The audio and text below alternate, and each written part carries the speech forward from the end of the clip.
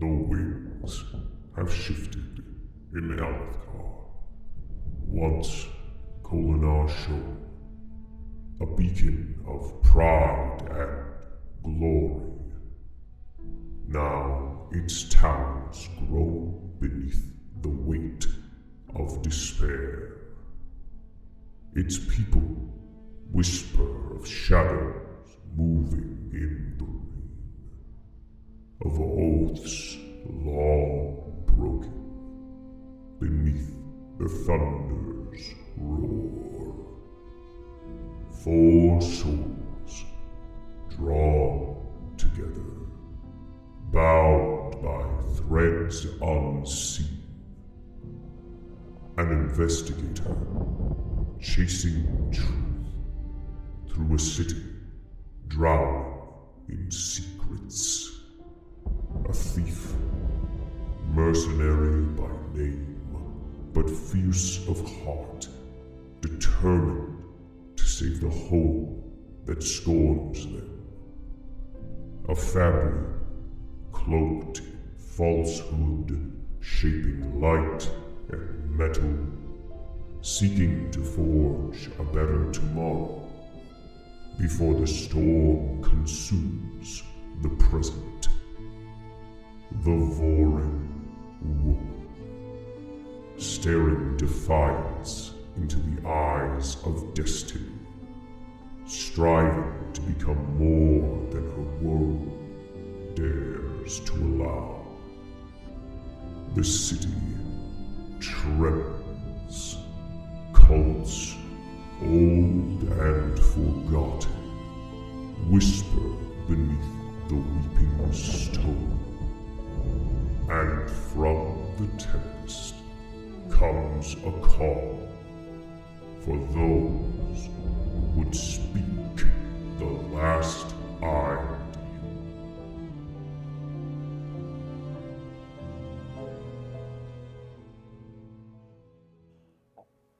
Hello, wonderful wide internet. It is us, Another World Tabletop, coming at you again with Chapter 14 of The Last Ideal, our Cosmere RPG actual play. I hope you are all having a very lovely Tuesday evening. I know I am, now that I'm here with all of you. We left off on, some people might describe it as a fairly dire circumstance last session. You know, a couple of our intrepid Radiance were really in the weeds narratively. So it was the Palace of Kholinar that our Radiance were invited to as, you know, as agents provocateur of the Ghost Bloods of Tanavir. Excuse me. Now, the events of the evening sort of rolled out in a steady rhythm. A sort of tense, a tense set of moments within the entry hall, then leading into a sort of very subversive set of scenes during the sort of garden party, wherein our Truth Watcher Berdalar was assaulted. Navali went and established that there would be an escape route through the kitchens and the church. Alstrom had followed Bear and kept up on a large amount of reconnaissance, and poor Ferraniel was left mostly alone in order to sort of navigate being browbeaten and interrogated by Captain Tirael, who justifiably clocked that Ferraniel likely had no place at a dinner party of Queen Aesidans at the Palace of Kholinar. Regardless, our heroes navigated the evening, largely with a modicum of success here and there, learning different things about the nobility there. And it's now at the point where the dinner has concluded. The dance had taken on a strange sort of a strange air. Queen Aesudan had made a bit of a show of subverting one of the high generals of the the army of Alethkar.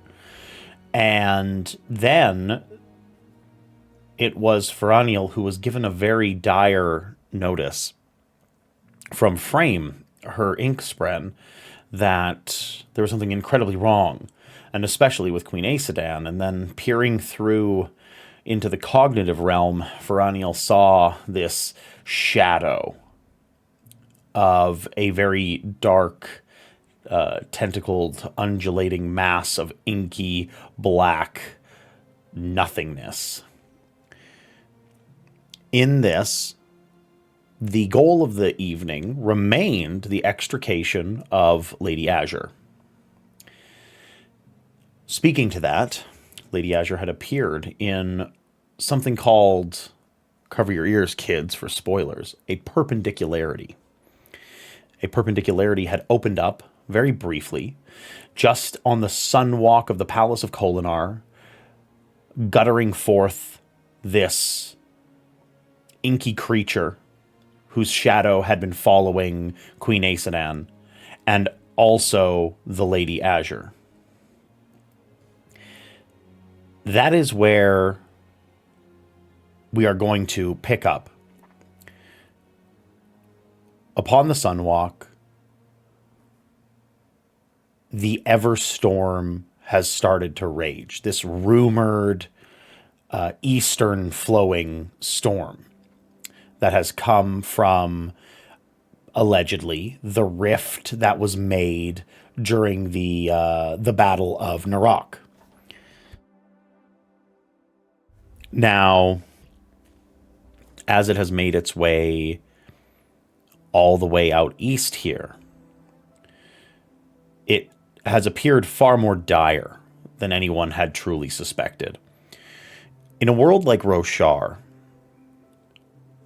howling winds, slashing rain, and disturbing volumes of pouring water and strange lights out inside of the storm, lightning strikes in a constant cacophony.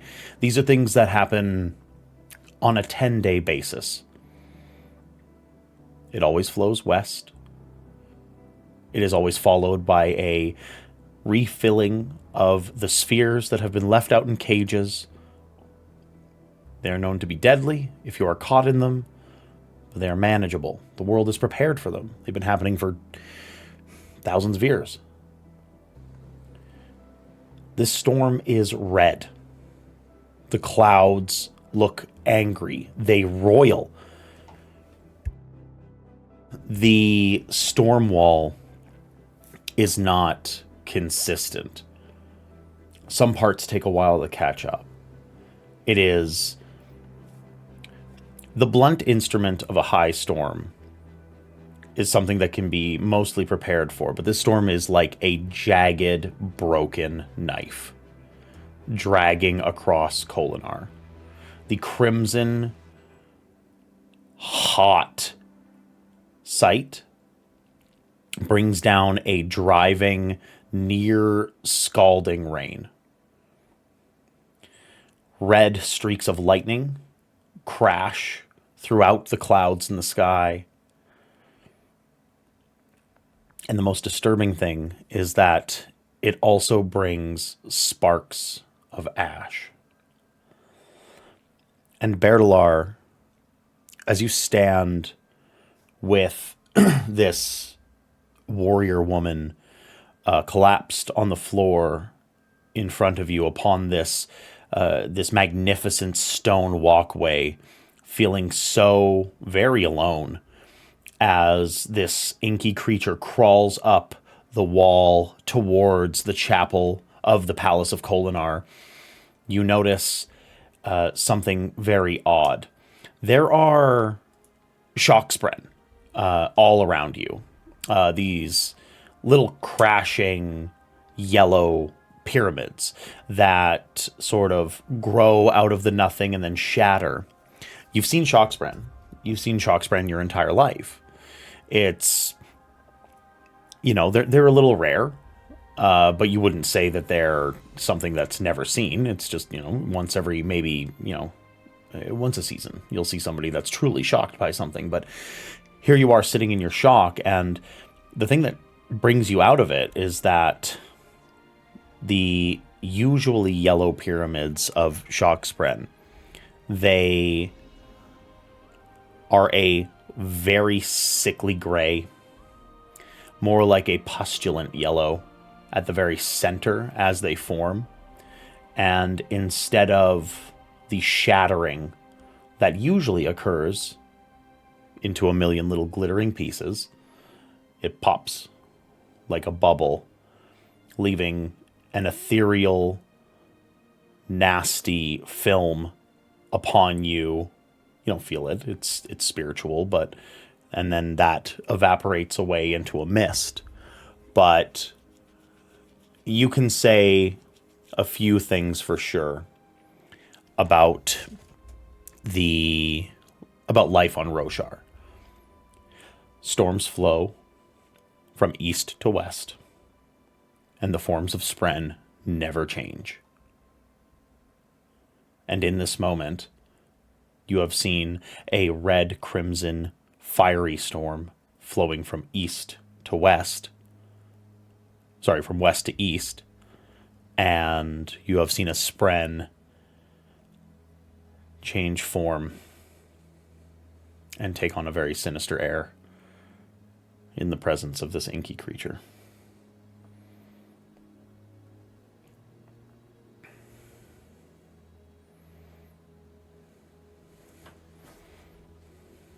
Okay. So, Bertalar is currently in the, what is it? The chapel, the Sunwalk. You were along still the still outside Sunwalk. on the Sunwalk, Yes. not in the. Okay. The chapel district is it's not a district. The chapel quarters are sealed from this side of the Sunwalk. It is another set of very, very large doors. In the same vein, the Sunwalk is an open air walkway that leads from the halls of the palace proper into the more religious section of the Palace of Kholinar. Think a 20-foot wide, banistered, gigantic stone walkway. And the goop is going which direction? Towards the chapel. And I have an unconscious Azure who just grabbed my scarf. She breathed a rainbow line of something from her mouth into your scarf. Okay. Well, Bertalar is going to do the only thing that makes sense to him. Taylor, could you... What in damnation is happening? You see Tila start to form beside you. And every time that Tila has formed in front of you, it has been a very solid, like a sudden formation of that almost runic, crystalline red structure. And at this point, you see that she's flickering and opaque. And when she speaks, it's like she's speaking to you through a screen, through a filter, through mud. Like she's talking to you from the other side of a wall. And she says out, "Bear, I don't know what's happening. I have no idea what that is." And she sounds afraid and uncertain. Me too. Okay, well, then let's get to action. For reference, Bertalar has no idea about the religious kind of like section of the palace, I assume. It is very much like the inner cloister of the palace. Like it's something that very, very few people see, even within the palace staff. Okay. Bear is going to pick up Azure. First, Bear's going to check, is she breathing? You check. Her breathing is steady. You give her a quick once over. And I believe medicine is a skill. Sure is. Yeah. 12. A 12. You take a pulse. You check for breathing. Her pulse is steady. Her breathing is fine. The thing that you are a little bit worried about is the fact that her hands and some of her clothing have taken on a very, very unnatural gray. As if a painting that has had all of the color sucked from it. Okay. Gotta get her out of here then. I think Bear is going to pick her up and run in the direction of the monastery and check to see if those doors will open. You're running towards like the chapel. Yeah. Okay. As you sprint towards it, actually, you know what? Yeah, that's just what this is going to be. You run, you're trying to outpace the creature. And what is your spiritual defense? 15. A 15? You feel compelled, in really no uncertain terms. There's revelry to be had. What are you doing? Why would you seek a place of contemplation? There's no need. There's this insidious voice that is inside of your head. You don't need contemplation. You don't desire solace. You don't need the Almighty. Right now, your friends are having a party. There's wine and women and food and dancing. All of your worries can go away. Just turn around. Go back through the doors you came.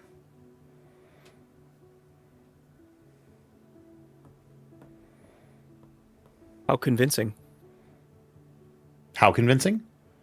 Supernaturally. How convincing are those words? Yeah. Okay. This is a full compulsion.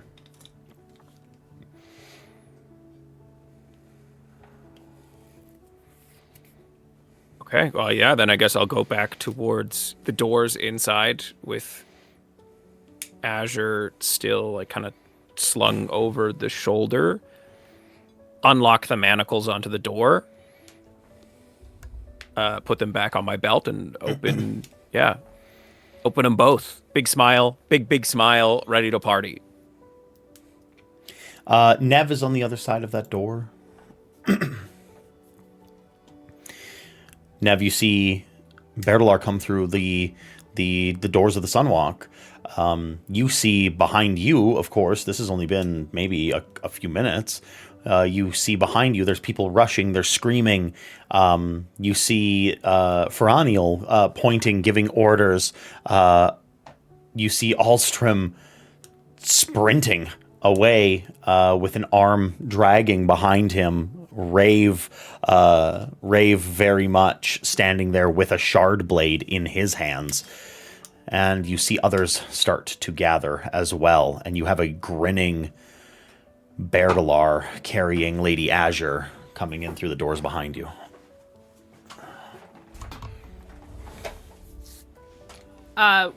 Point of order, when Bertalar opens the doors, does all this wind and rain and all of this stuff? Yeah, you see, absolutely. The wind, and you see in the sky what you thought was likely just a high storm or just a very powerful storm going on.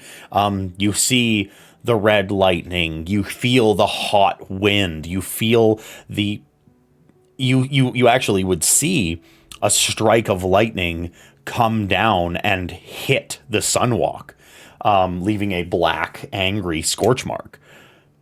And it's clear all of the rumors that you've heard are true. The Everstorm is here.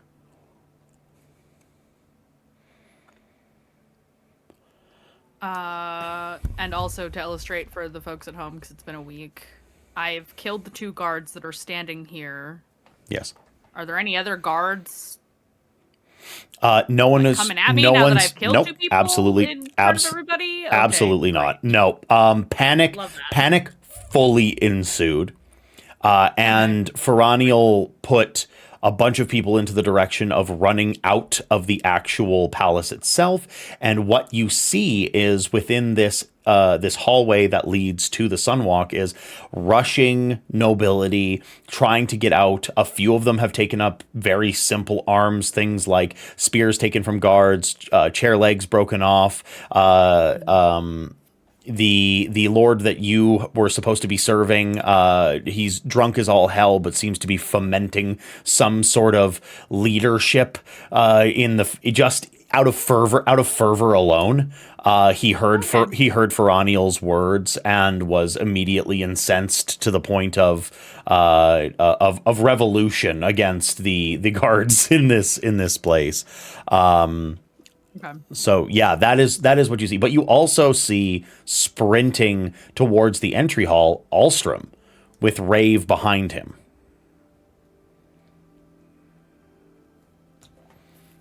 Rave doesn't seem to be giving chase, but he is standing there with a fully materialized shard blade. Like, how far is he from where Bear and I are? I'd say about 60 feet. Okay. Mm-hmm.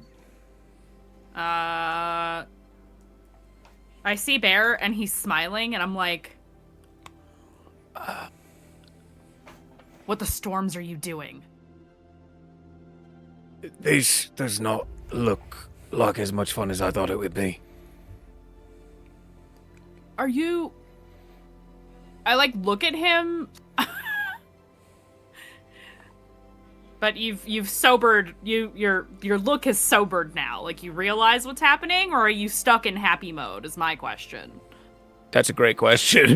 So you're looking, okay, so to get right into the granular portions of it, the compulsion is that you were going to come back and find the party that everyone had going on. You were going to find the revelry. And you see only chaos. And above table, to pull back the veil a little bit, because it's a mechanics thing, once you are a certain distance away, the compulsion does fade. And so you feel, as the creature slimes its way towards the chapel, that, oh God, oh, by the Almighty, it is not right. What were you feeling? What's going on? Lady Azure's over your shoulder, dead bodies at your feet, Alstrom with a gray arm hanging, Ferraniel rallying nobility. What's going on?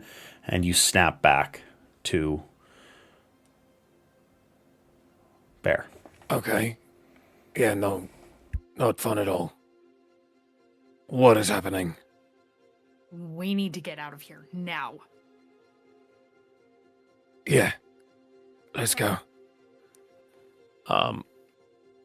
And I guess Bear moves to meet Alstrom whatever direction he's running in. I think that's Bear's first priority, is getting to Alstrom. Yeah.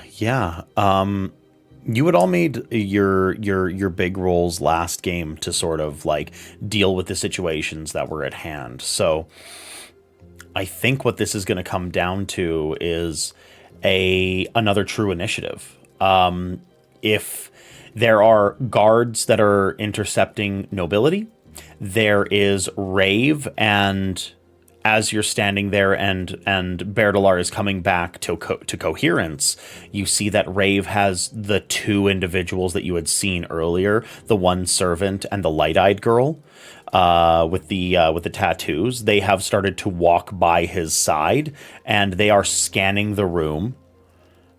And Berdalar, you've lost your illusion, correct? I dropped it, yeah. You did drop it. So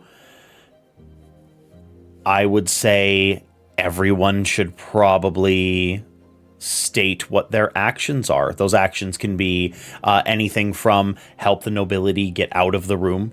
It can be more of like a narrative role, or you can get directly into combat with these with Rave and his two cronies.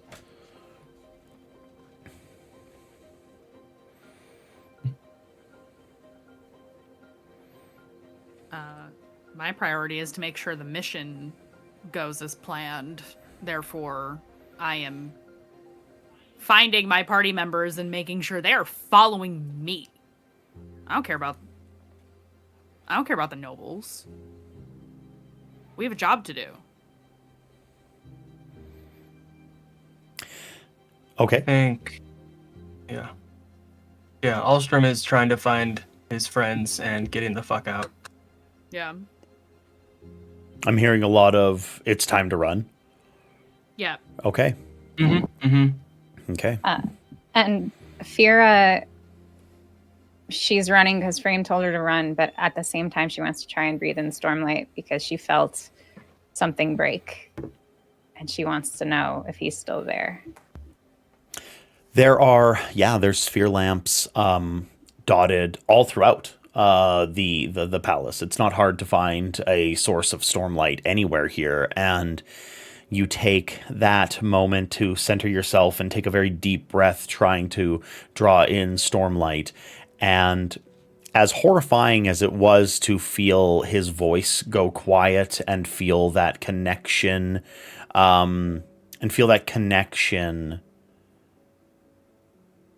sort of dampen, you feel stormlight fill your lungs. You feel that thundering within your veins.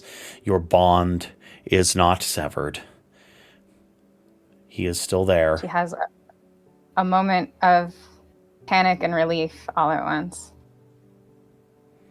And then tries to find her friends. You are all within. I will double check the exact place that it is called. But at the moment, you are all within. Bridge 4. You are all... Eastern? The Eastern Gallery is where each of you are at the moment. If I'm not mistaken, the ballroom and the guest dining have all been completely emptied out. The dual stairways leading upwards have floods of people coming down them. And you know that Bright Lord Recor, he's the person that you need to extricate. The High General... O'Toole is nowhere to be seen right at the moment, but you need to grab Recor, get to a chill cart, and run. That was the mission. The Eastern Gallery is directly to the food prep area, which leads to the chill wagons. You are not terribly far away if your entire purpose is just to run. Yeah, so I don't know how it all works, like, actions-wise, but Bear's going to enhance, and before anything, try and meet Alstrom the direction he's going. If he's running towards, like, the food prep area, that's where Bear's going, is straight to Alstrom. Okay, so what I'm going to ask for, since your actions are all being largely devoted to, since you're all together within the Eastern Gallery and you clock one another, you're all looking for one another, we can definitely speak to you recognizing that. Navali, did you tell Bear and Alstrom that this is just a notes question. Did you tell Bear and Alstrom that the Chola wagons were in the past the food prep area? Were they notified? I told Fira, and Fira told Bear. Okay, perfect. Yeah, I was. You told Bear at Right? dinner. Oh, that's right. Right, Yeah, you all were double right. speaking. Yes. So we should all be at least vaguely aware of what we need to we need to go. Then you know what? I'm gonna ask for. I mean, just from everyone, can I get athletics? Okay. I am calling that I am enhancing as well. Please. I didn't want to interrupt. Yeah, absolutely. As this is, like a move speed type thing, right? Could I try for agility instead? Yeah. This game, that's one of the great things about the Cosmere. Yeah, of course. Yeah, one of the great things about the Cosmere RPG. You can argue for different skills if you feel that they are more appropriate. That's not a problem. It's an 18 on agility for me. 18 on agility. Okay. Yeah. 17. 17, Agility. 15. Fira? 16. 16. Damn, guys. Holy shit. Okay. Wait, is that 15, 16, 17, 18? That is very precisely what it was, yeah. Matching. Now my question is, who is grabbing Recor?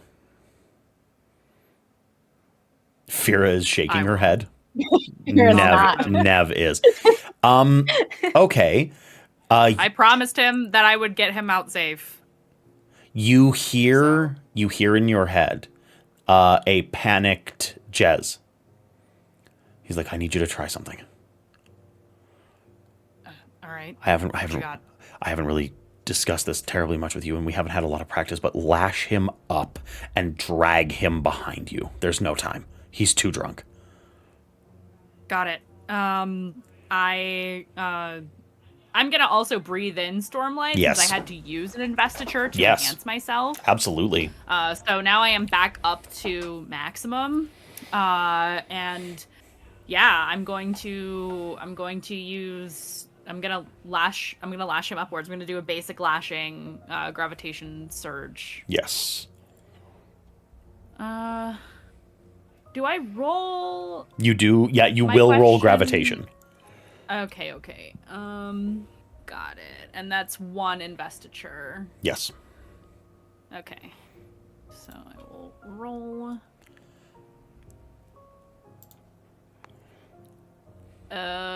So my gravitation roll is a 14. Is a 14? Oh yeah, more than enough. Okay. Recor is shouting. He's pointing towards the doors. He's got a big chair leg in one hand. He's swinging it around at guards to keep them at bay. The guards are largely leaving him alone. He is a Bright Lord, but he's the one making trouble. And then how does it feel when Nev, because it's described by Kaladin a very certain way, we get his perspective a lot, but how does it feel as Nev touches and reaches out with that Stormlight to remove something's, reverse something's, manipulate something's gravity? I think it's kind of like, at least in this instance, because it's kind of happening all in motion, I kind of bap him on the back, like just smack, to lift him up like a cat, like not me doing it, but like gravity lifting him up like by the scruff kind of deal.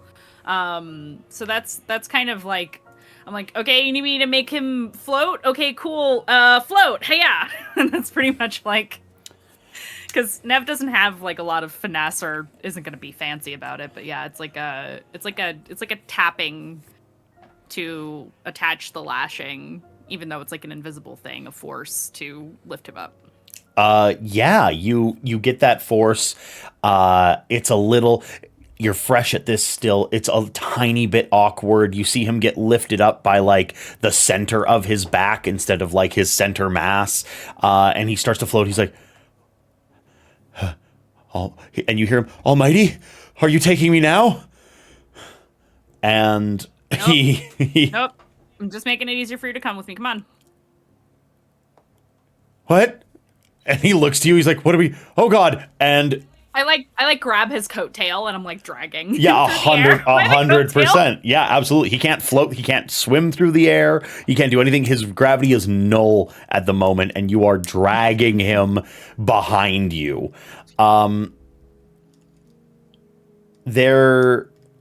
You all start to sprint and run and move towards the food prep kitchens, and you're bashing through different. There's guards that are trying to rush to the Eastern Gallery. They pay you very little mind. They have a sort of look of fervor in their eyes, with a singular. They seem to have a singular mission in mind. The staff are either huddling in place, worried as lightning crashes down around them, and the guard instructions to stay in place set in. And you hop over barrels, you know, sprint past things, you weave through people, and eventually you reach where the Chol wagons are. And the Everstorm is in full blast at this point. As you all burst out into the actual stable area, the stabling area,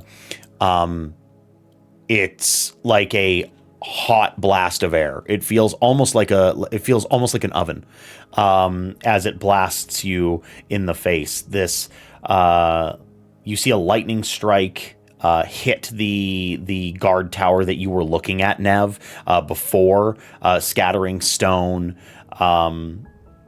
The wagon itself has the choles that are set to it, are sort of like skittering about a little bit nervously, and you notice that the courtyard is largely empty.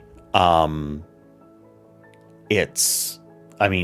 guards have abandoned post. An Everstorm has hit, and people are sheltering, but you have a moment to speak, to do what you need to do. I think the first thing out of Nev's mouth, opening the door and seeing it firsthand rather than just getting some of it when Bear came back into the castle. What is happening? I believe that's damnation. This is her? She's gonna point at Yeah. Azur. I've got her. She's alive. She's just sleeping, I think. Alstrom, what can happened to you? Ray found me in the middle of the dance floor, and as I was getting away, struck me with his shard blade. And at this point, can I, now that we've gotten away from everybody, pump some Stormlight into my arm to try and heal it? Yeah, since I didn't give you a damage value last time, if you spend 2 investiture, you will heal the wound on your arm and heal the wound on your leg. Okay, cool. Mm-hmm. Okay, can we? I think I lean get out? against the wall for a second as my arm slowly regains color. Sorry, I just didn't want to do that in front of everybody and freak a random guard out or something, or to call attention to ourselves. Well, I'm glad you're okay. Yeah. It was scary for a while. Are you all okay? Yeah. Wait, Sorry that happened to you. is the guy still floating there? Yep. Sure Or is. like he's floating tippy toes off the ground, I'm guessing. Yep. Sorry, Yep. Bright Lord. We're gonna have to keep you like this for a minute to make things easier. Revolution. Yeah. Okay. Here's the deal. And I looked at Bear. Did we get the general? No, I looked. He wasn't in there. I don't know where he went. Okay. I hope he's okay. He was kind of a nice guy. With us? I thought it was just Rekor. Rekor's the only one with you. he's just a O'Toole is cool not guy. there. Yeah, Otor wasn't supposed to come with us, right? No. Or was he? Yeah. No, he was not. Okay. Then okay. Can we leave with this going on? I feel like once we leave the palace, we're kind of stormed. Yeah. One way to find out. Watch him, and I will step outside. I point to Rekor, who's floating. I step out. I'm gonna like half step out, like hold my hand out to see like if the rain is like hot enough that it hurts. It's not hot enough that it hurts. The best way to describe it is like hot shower. Okay. This is also the very first ever storm. It's a little more intense. Well, it's not hurting, so let's just go. There's storm wagons here. We can use one. Okay. And I'm gonna move. Whoever wants to join me can join me, but I'm gonna go get like a cart ready. Mm-hmm. Yeah, absolutely. The carts were mostly prepared. It's a matter of like getting in, and then somebody's going to need to make a. I don't even know what skill. There's no animal handling for the Cosmere RPG. I think we're gonna make it an agility. Whoever wants to make the agility, you need to take those reins. Yeah, sure. Yeah, if you're hopping on. Load Azure in, pull Rekor in. Yeah. Well, Yeah, I'll undo the lashing on Rekor once we get him into the cart. Did anyone follow us? Can I get an awareness, please? Perception. Perception? Yeah. Perception? Yeah. Yeah. May I raise the stakes? Yeah, please. Okay. So that is 24 with a bad one. Complication. Complication? That's the one. Okay. A 24. Bear, you feel that almost sixth sense that you have developed during all of your years on the streets of Kholinar. That quiet moment between moments where vigilance really comes into the forefront of your mind. You're in a new, fresh situation. You look around and you look behind you into the doorway that you came from. And absolutely, standing in the doorway with a fully materialized shard blade, as well as two individuals that are standing astride, wielding just proper spears, is Rave, and the two individuals with the tattoos that had followed him. And he is walking as quickly as possible, arm up ahead of him, blade out behind him towards the wagon. Can I get that agility from Navali? Yes, it's a 15. That's a 15. Okay. I do have opportunities. I have 2 opportunities I can spend if I need to. Did you want to give yourself advantage on this roll? Would you like to take control of the narrative a little bit in this moment? Yeah, I think well, that's if you spend the opportunity. Yes. Yeah, you know what? I might as well. Because we need to do this part.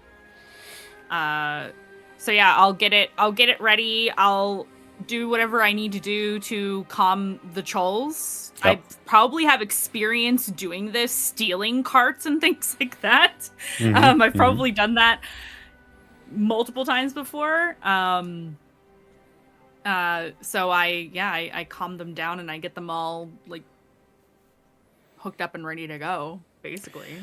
Yeah, you hook them up, you get it ready and then to go. I see this.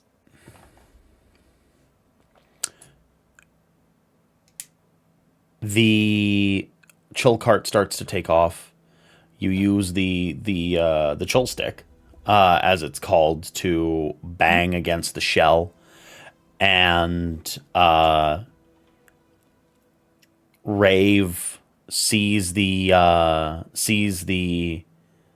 chill wagon start to take off. This storm wagon out into the rain. He dashes a little bit to the side as a strike of lightning comes down.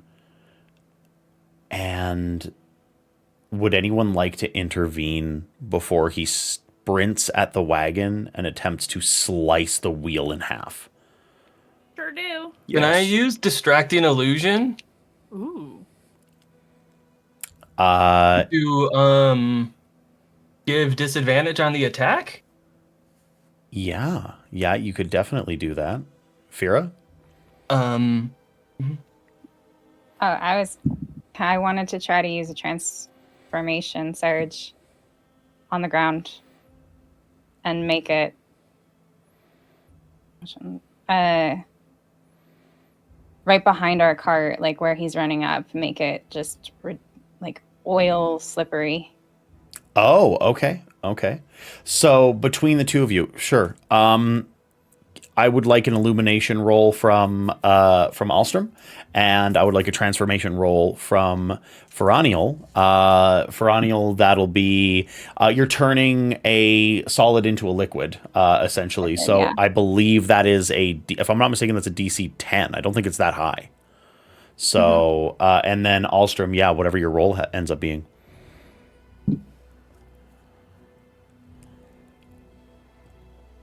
Okay.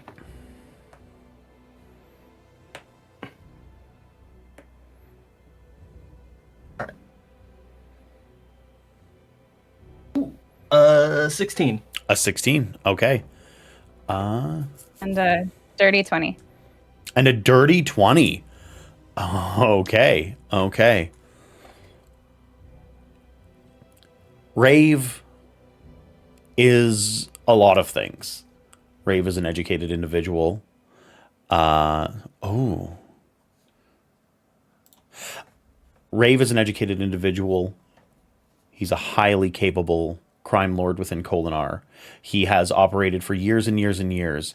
There are only so many things that you can prepare for. A shard blade makes you a god amongst men in the world of Roshar before Radiance, but as the ground, the stone that is underneath his feet turns to a legitimate puddle of oil. It isn't a simple slick. It is a larger scale 10-foot radius by 2-foot depth puddle of oil. He slips. And then, in a moment of abject frustration, he hurls his shard blade at the wheel of the chul cart. What is the illusion that he hits instead of the wheel, Alstrom? Okay.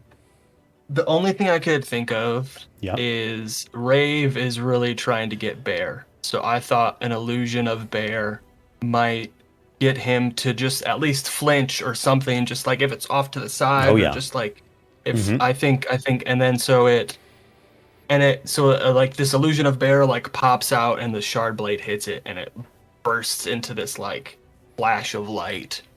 Absolutely. Like, almost like, yeah. And then Bear leans right out of where his illusion came from and went, "Miss me." The chul cart starts to trundle, pick up speed, and the two chuls that are at the front skitter to what were they horses, closer to a gallop, raw fear running through them, the only thing keeping them steady being Navali's incredibly stern hand and incredibly accurate strikes of the chul stick upon their shells. Getting chuls to sprint through any storm is a very, very difficult thing to do. But right now, they were out in the open already. They were looking for a reason to run. You gave them a reason to run. And with Recor sitting, leaned back, head against the back of the wagon, Lady Azure slumped to the side, and the rest of you piled into this storm wagon. You take off into the streets of Kholinar. The gates mysteriously already wide open.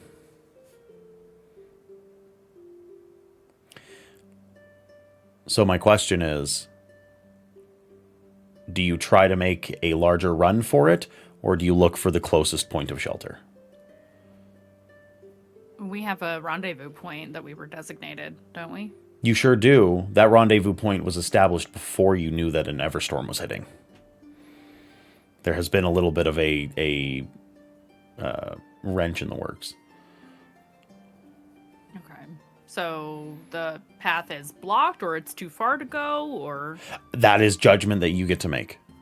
If you would like to risk it, you can absolutely take that risk. That is up to the power of the group. Now that we've started to move, have we seen if it's damaging the cart we're in, the storm? Storm wagons are usually intensely fortified against high storms. And it's rather well established by the novels that an Everstorm is not as powerful as a high storm. It is a bit more chaotic. There are more lightning strikes, which storm wagons are also fortified against. You feel a strike of lightning hit the side of the cart, but the metal grounding that leads from, that is on the sides of it leading down to the ground does its job. And I mean, if you want, you could probably roll I would say, it might be a lore. It might actually be a lore roll to know whether or not a storm wagon could hold up to something like this. Ones made at the palace would be in tip-top shape. They would be very well maintained. You may just be able to take this baby all the way there, but will the Chulls make it? Do you care?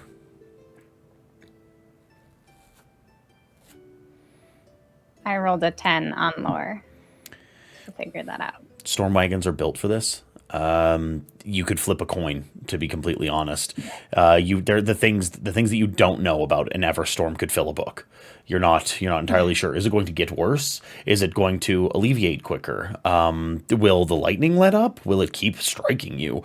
The list goes on of worries and problems that might occur from traveling through a storm like this. It's entirely possible that it could go really any direction. You're kind of just moving in a quick panic because you need it to get away from the palace.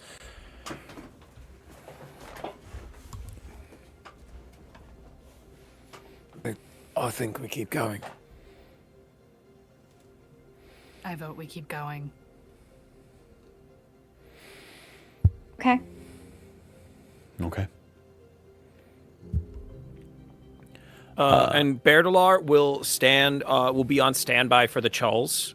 Keep a close eye on them, and if they look like they're starting to go through it, he will infuse them with Stormlight for regeneration, or for regeneration. Yeah, you'll use progression.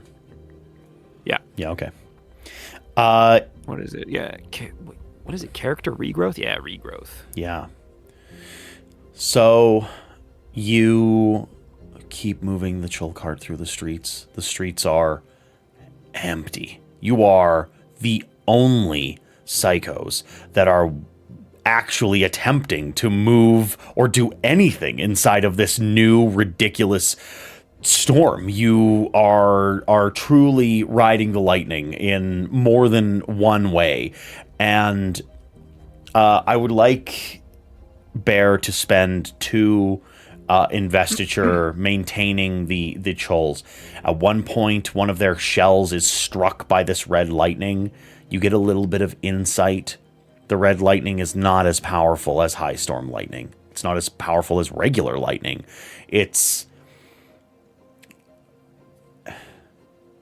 Emotion is a big part of the world of Roshar. Impression is a large part of the Cosmere. And looking at this storm, it feels so very much like the rampagings of a petulant child striking out at everything.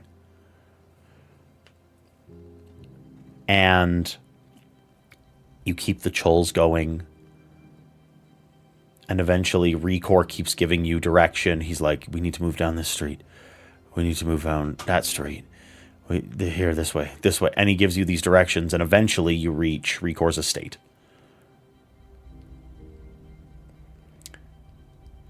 He's like, I'll send for Tunavir. I know Tunavir said to meet him somewhere else. No, you're gonna send for Klim, not Tunavir. For Klim? Yeah. Okay. That's who I'll send for arranged Klim. to bring it to. I'll send for Klim. Whatever we gotta do. He's like, I don't know if this is... He's like, this is where we were supposed to go, right? He's like, I'm so sorry. I'm so drunk. I don't mean to be a burden anymore. It's fine. Just get us inside, out of this mess. And you head into his estate. You park the chulls in his personal stables. You pull the doors closed. And it seems for the moment that you're safe.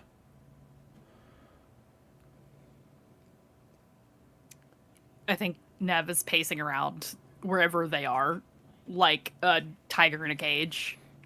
Does not want to be here. Rekor looks to you. Where were you supposed to meet this guy? I'll send someone as soon as the storm's done.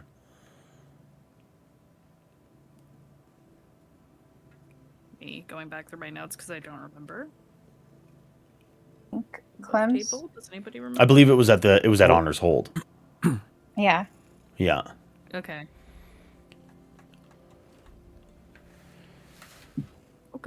Okay. All right. I'll send for him. You're sitting in the stables. Everyone is piled out. Azure is stirring, but has not awoke. And Rekor looks to you all, and he's like leaning on the wall of this stable. He's like leaning against the stone wall. He's like, you're all Radiance, all of you. Every single one of you. Yep. Does he have? Right. Does he have storm lamps? Does he have lamps in here? Yeah. Yeah. Bear will breathe in investiture will breathe in stormlight from the lamps. It gets a little darker in the stable, but nothing like disadvantageous. And I want to try something. Can I use regrowth on Rekor as I would use it on myself to burn away? like alcohol and poison and that kind of stuff? Yeah, absolutely. Yep. I'll spend one of the investiture I just got back and try and burn away the alcohol in his system. Okay. Yeah. It happens instantly. In the same way that it happens with Shalon, oh my god, this cat is laying on my keyboard. She's pressing buttons. In the same way that any of the Radiance can essentially banish any sort of intoxication. You feel the stormlight pour from you to her, or you to him, and he's like, oh my god, what happened? Almighty, what in damnation was all that?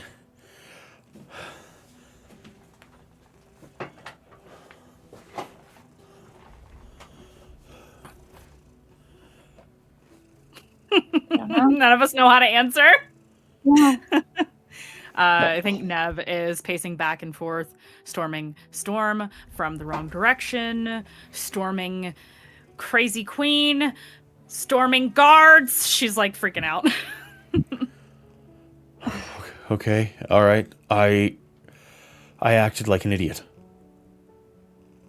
the whole time. I apologize. I don't think anyone's gonna remember that. Everything else was so crazy. Oh, you mean you acted like a Bright Lord? Okay. Well, Not holding no punches. I mean, I guess No, you were an idiot. Yes. Okay, I was. Yes, I will agree that I was a fool. I will accept the apology. Well, I apologize. How was I supposed to know any of that was supposed to... How you can't tell me that you were all prepared for that. How did you get into bed with Tanavir and Clem and them? They...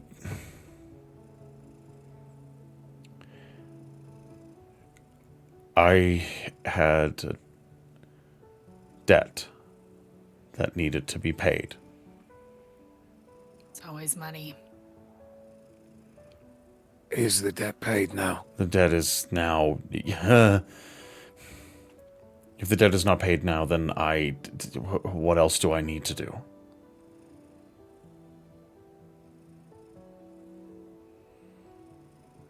They paid my debt for me. I was approached by Clem, and then I met Tanavir, and he gave me this mission, driving myself through damnation. Yeah, he does that. Welcome to the club. Some club. So your Radiance. Bear, where did you find her?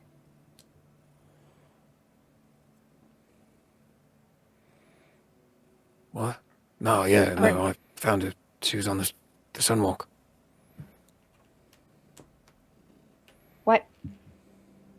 What's wrong with her? Did you knock her out? No, she was conscious when she... Okay, Rico, I'm gonna need you to go to a different room. Yes. Why? Because what I'm about to say is going to break your tiny little brain.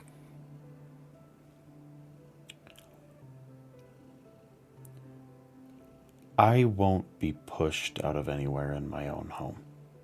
And frankly, I just went through all of that with you.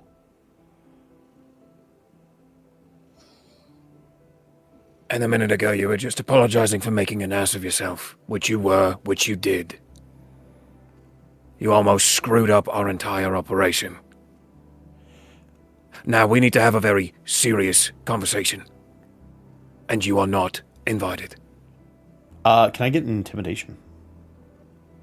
Sure. Natural 20. Ooh. For a total of 22. That gives you an opportunity, and he'll say, Ooh.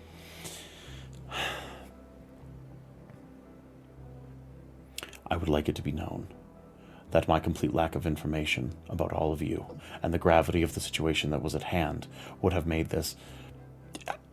If I were educated, this would have been an incredibly different situation. I just didn't know. And then he walks out of the room.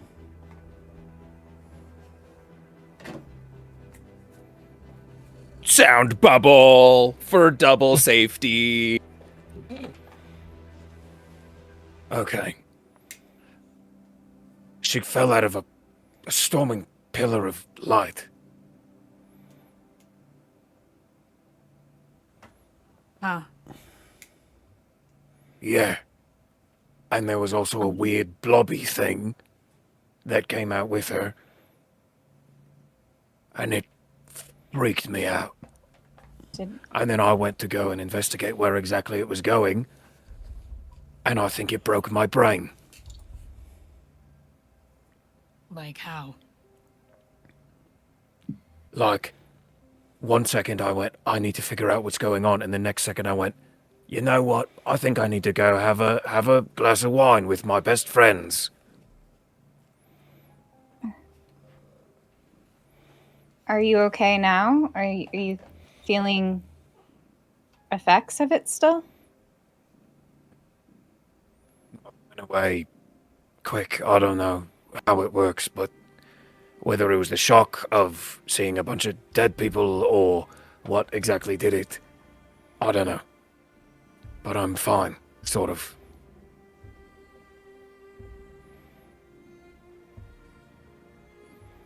Sort of. What does that mean? Well, I did see a lot of dead people, and I'm pretty sure I was almost one of them, so... Just a little shaken up, but no, nothing So, wrong up here. something happened in the ballroom too.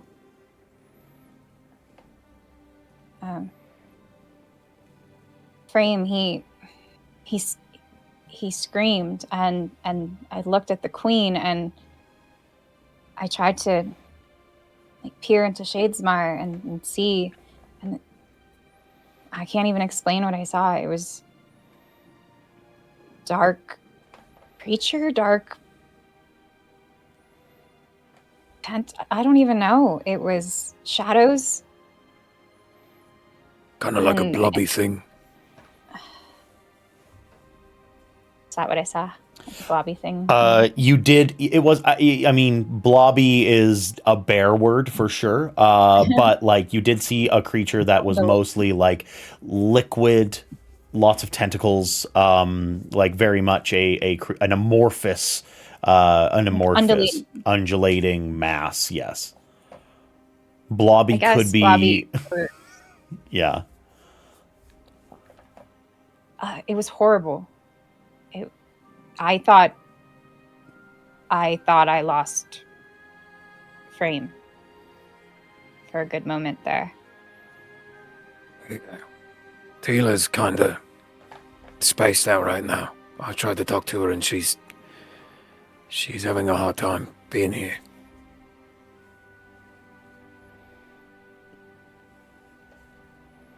I think it's the storm.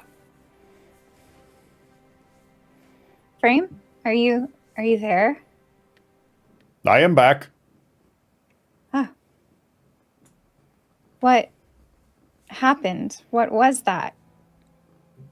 It would seem as if there is a certain type of creature that would instill in me a very primordial fear response. I looked upon its visage, and I immediately thought, I am going to die. But I will Felt it. say, I am quite relieved that that was not the case. You removed yourself rather swiftly, and it would seem as if I came with you. I am well now. I'm really, really thankful for that. Yes, death is not something I look forward to yet.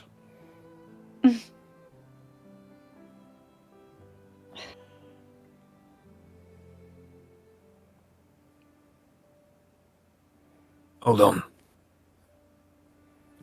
We all have different looking spren, right?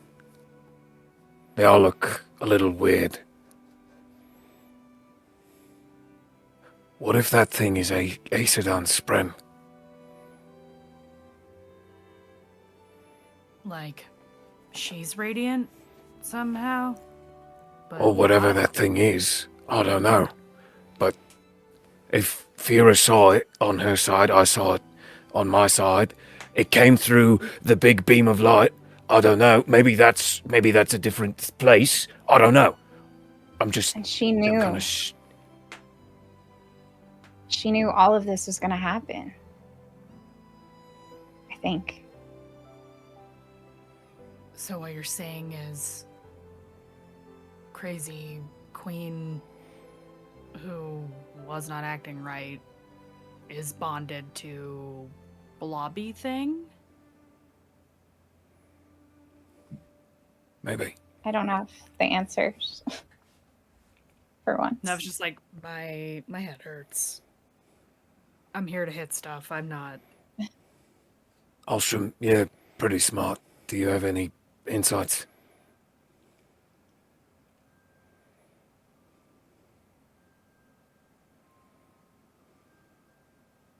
I don't. Do we know? Well, okay. My first thought is like Azure came through that little portal also.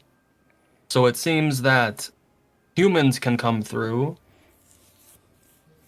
And also Spren, but we don't know if that was a Spren specifically. We also But don't know it's can- not. People bond things that aren't Spren? Has that ever been mentioned? I mean, Azure did this weird thing where she shot a rainbow into my scarf. So maybe that's kind of like bonding us. Like with her hand or something? No, out of her mouth. It's like she vomited a rainbow of light into my scarf. And then that's when she passed out? Yeah.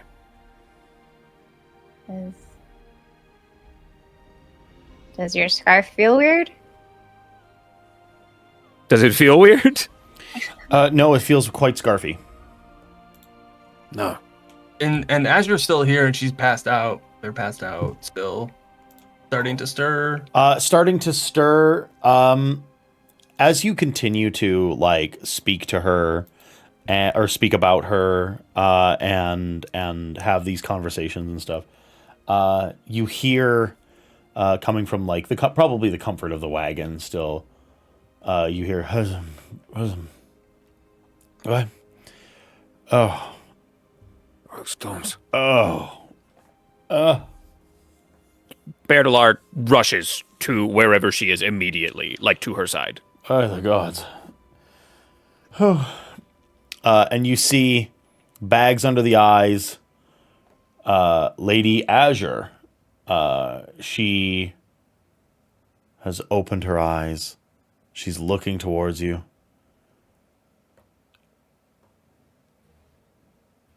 Where am I? You are on. You're in Kholinar. Okay. On Roshar. Okay. We're at a guy's house. You see her like rub her head. Do you She's have houses where you come from? like, wrong city? Yes. Yeah, we houses? Okay. Yes, we have Yeah. houses. She plinks her like plate mail, like her breastplate. Think we made armor before houses? I don't know. Maybe you all live in like one big long Do I look train uncultured? or something, you know? Bear. Oh What? God. Okay. Lightsong would love you. I can just tell. Okay. I'm getting up. Hey, do you need a hand? Wait. Are you good? No, I'm fine. What do you? And then she's like, everything's just a little. And then she's like, And she holds out her hand. She's like, I gave you something. I need it back. Huh? And then she reaches out towards your scarf, and she just says, your breath to mine. And then you see this like brilliant rainbow opaline light flow from the scarf into her. And you immediately see her fingers get like the gray on her hands goes away. The gray on all of her clothing goes back to very brilliant colors of blue and like ceruleans and sky blues. She's like, oh. What the storms is that? What is that? Are you a radiant? Not quite. It's investment, is what it is, in the plainest way that I can say. Okay. Okay. It's kind of like Stormlight. You guys use Stormlight.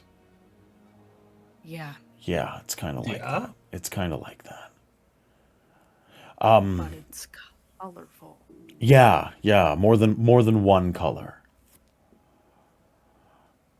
Nev just blinks in amazement, Sorry. like, Did you all save me? yes. Um, There are people Yeah. you need to meet. We were assigned to find you. I'm in the wrong city. You said this Okay, was Kholinar? hold on. Where are you from? I have come from Hallandren. Okay. It's a town out west. Okay. You walked through a gate of light. Did you mean to do that? No, I can't say that I did. Has anybody got any water? Oh, yeah. Bear will give her a water scoop. Yeah. Yeah, she sits up. She's like, I'm so sorry. I'm so sorry. I'm a little weak from the journey. Nev pulls out some food from her pocket and offers it to Azure. Did you just offer me pocket puffs? I mean, it's all I got right now. I'll take it. Oh my god, please. She's just a little taken aback at like, do you have any water? And then you're like, crab puffs out of my pocket? Like, Well, I love somebody Nev else so already much. handed her water, so Yeah. food. Yeah, no, she takes it graciously. She's like, thank you so much. I was Okay, the thing. I was on the a thing. ship. Hold on. Before the thing, the blobby thing. Did that come with you? I really need you to just dial it back a little bit. Hey, Bear, how about you take a little lap? It'll be okay. We'll talk about all of it. Let me tell you the last things that I remember, and we'll get to that. Okay? I am Lady Azure. I am from the land of Hallandren. I have crossed Shadesmar in order to come here. Huh. You I look at Vera. you can travel through? Yes. Yes, you can. How? Well, we do it through these things called Like a ship? perpendicularities. It's we do it on boats. Is what we do. And the boats are dragged by these creatures. But to answer, I've seen that. yeah, they're these golden creatures that pull our ships. That is what we have. Yes. Right. You've seen them. It was just for a moment. Yeah, I think that's what I saw. Okay, well, that is what I traveled through. I need, oh God, I'm sorry, I'm so discombobulated. Can you all promise me that you won't tell anyone about who I am or what happened here? We can do that, but there are people who want to meet you who already knew you would be here. I have Somehow. a sneaking suspicion that they have something to do with me being here instead of where I wanted to be.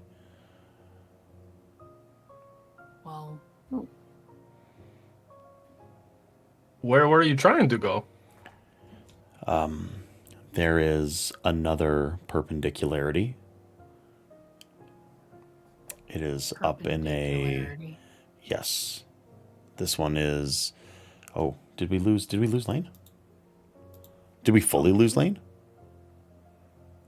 Oh no, I think he lost. I think he just turned off his camera. Might have walked away for a sec.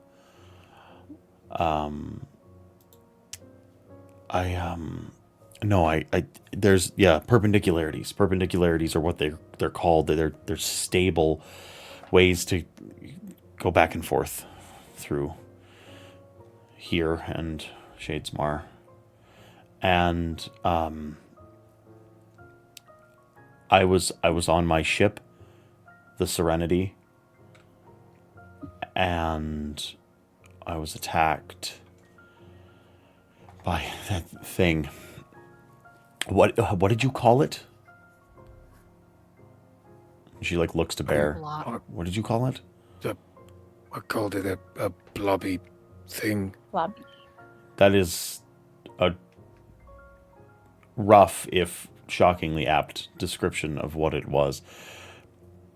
What can I tell you about it? What can I tell you about it? It can be hurt. I can tell you that. Do you have invested blades?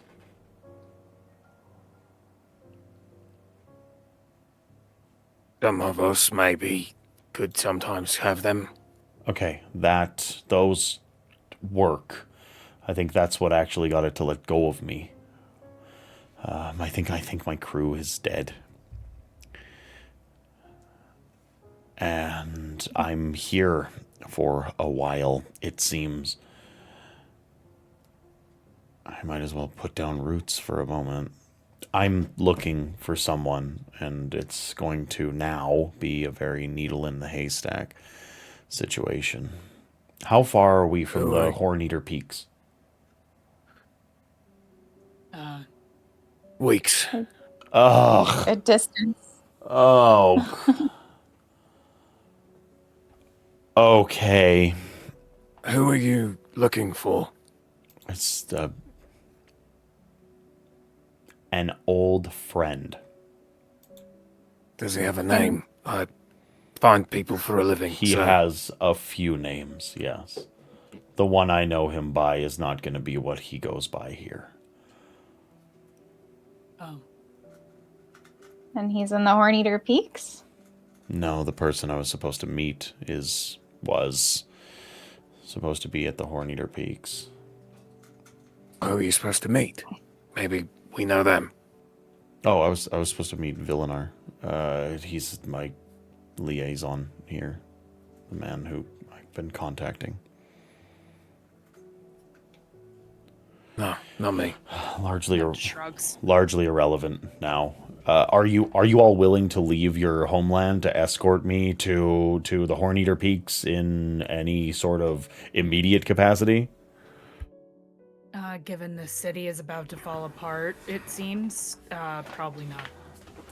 Then I suppose I will stick around for a while and do what I do best. What's that? Save lives. Sounds good to me. You can fight? I'm assuming from the armor? She smirks. I can fight.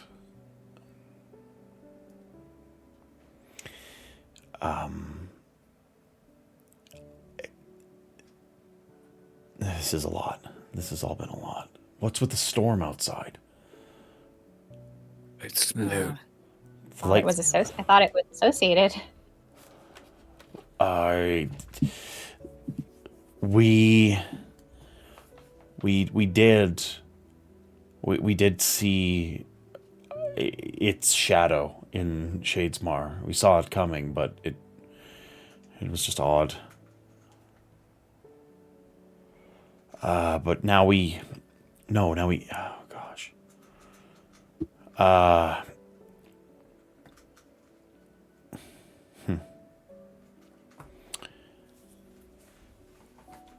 She looks tired. Like all of this was a lot. Who am I supposed to meet?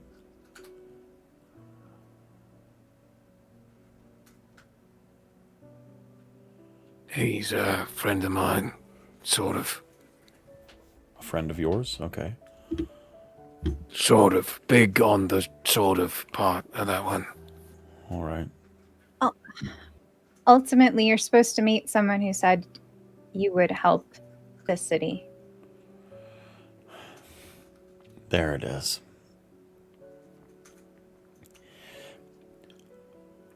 Have you met a man named Hoyd recently?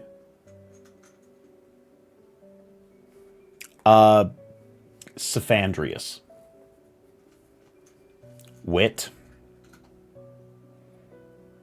You mean the King's Wit? One with the story. He Kinda would. whimsical. He would be the one. Bald with the guy, story. thin face, Thin face. Yeah. Usually carries a Bit of a fop. flute. punchable. A real fop. Oh yeah. Yes. Okay. Left behind like a really, really gentle threat on his way. Yeah. Oh, the threat was gentle. Lucky. Yes. It's a good story, though. Yeah. Well, he wouldn't tell you that. He's definitely got something to do with this. I'm With you or so with sure. this? I'm so no, not with if he's behind this, then I wouldn't be shocked, but I am disappointed. He's usually not. No, actually, I don't think he could be behind this. It doesn't matter. He's related. He's somehow related to me being right here, right now.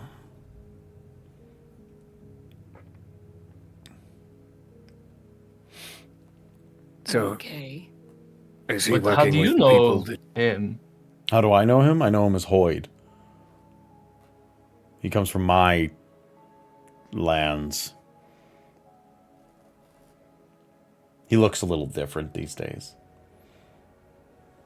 Are you saying that the King's Wit goes to other places, like not Roshar? Like a village in the west, like you said. She narrows her eyes. He's been known to travel Shadesmar.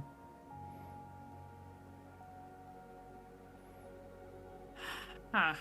Okay. That Can you teach me? Can I teach you?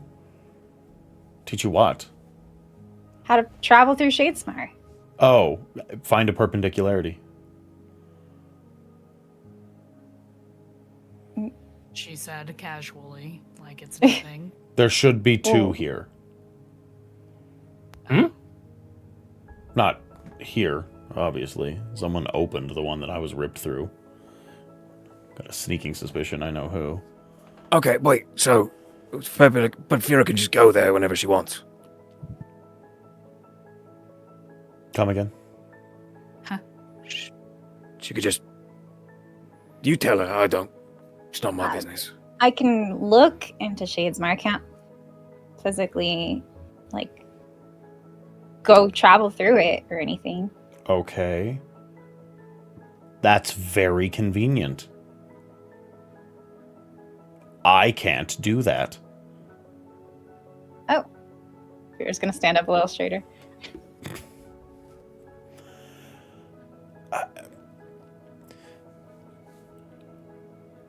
What is this just a chat sesh? Are we going? Can we go out in the storm? It sounds horrible. I wouldn't. I would not recommend it. We're here waiting out the storm. Right, The- okay. Make our next move. The That person was who wanted to meet you Mhm. has Yeah. been sent for. Yeah. We can probably rest, have some food.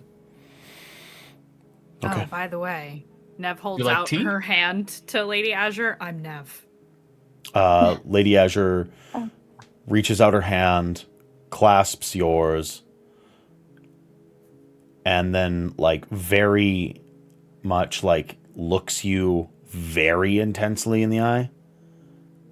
She's like, It's nice to meet you. She'll just nod. Nice to meet you. And she'll withdraw her hand. What are the rest of your names? Feraniel Tavresh. Feraniel Tavresh. Nice to make your acquaintance. Yes. She shakes your hand. You can call me Alstrom. Alstrom. You really seem more like a Vlickle guy. Sorry, that's above table. That was so not. That was so out of character. That was so out of character. Missed opportunity for a call me Al joke, but you know. True. Yeah. Oh, Next it's- time. It's nice to meet you, Alstrom. And the mouthy one. We met just before you passed out, actually. Really? Yeah, I you said, gave you my breath. Okay. what's that? It's what I gave you. Very temporarily. Is it like Stormlight? Can you do stuff with it? No. Oh, come on. It's Just one thing. It's You investment. need to bombard. You need to bombard her with questions the second she wakes up. Yes. Come on, just show me one thing. One thing you can do with it. Please. Okay.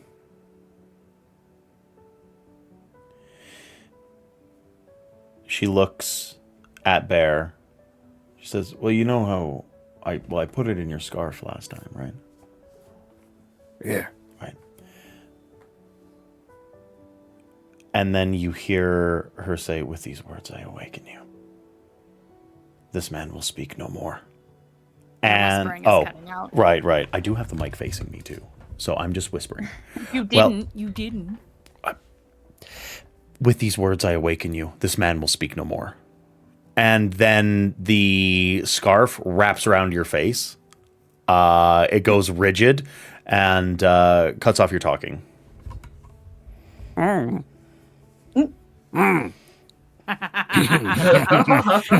actually laughs, like genuinely laughs at this. How did you do that? Wait, Bear, can you breathe? Can you teach me how to do that every time he talks too much? No, unfortunately, I cannot. She's like doubled over. Can you keep him like that forever? No, and I shouldn't. And then she says, "My breath to me," and the breath comes back to her, the little bit that had gone into the scarf.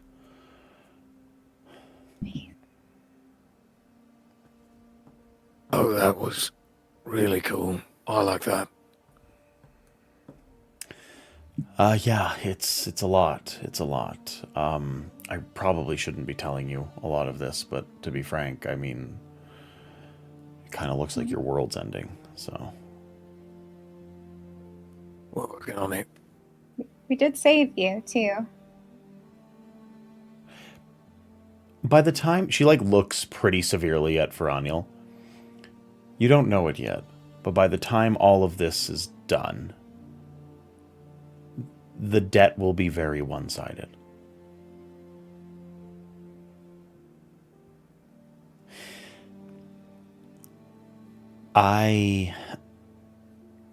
Is there anything I need to know about this place? The most important things. So, give me a Queen, the Queen, very much not a good person. Just slaughtered a bunch of people for no good reason. Right.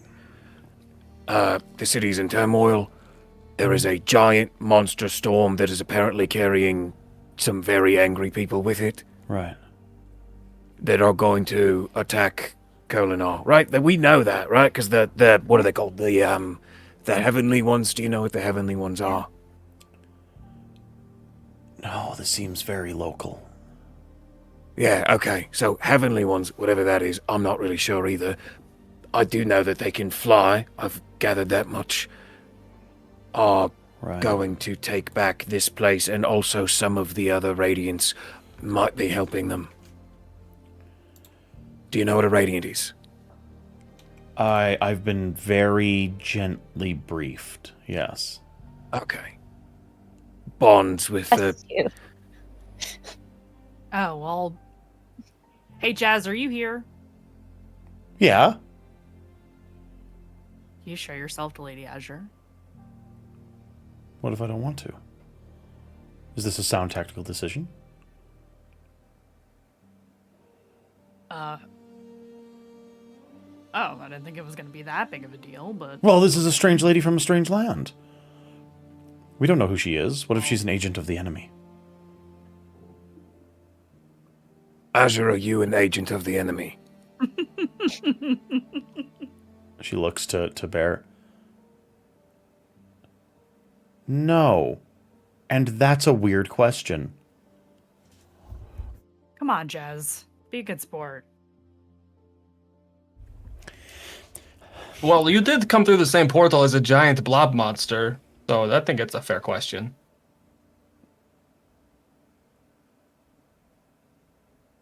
Okay. He doesn't want to show himself. Never No, mind. Jez is like Jez like gets right up in front of your face.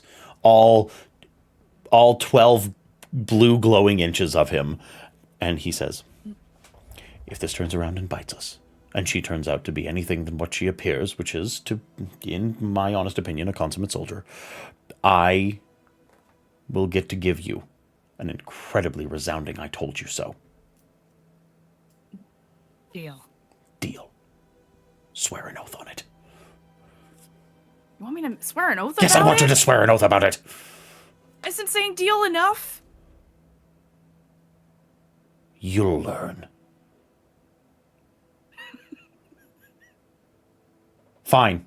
And then Jez appears, materializes in a bit of misty blue in front of Lady Azure, and Lady Azure's like, okay. All right. So this is the, what are they called? Spren. Yes, this is Giselle. He's an honor spren.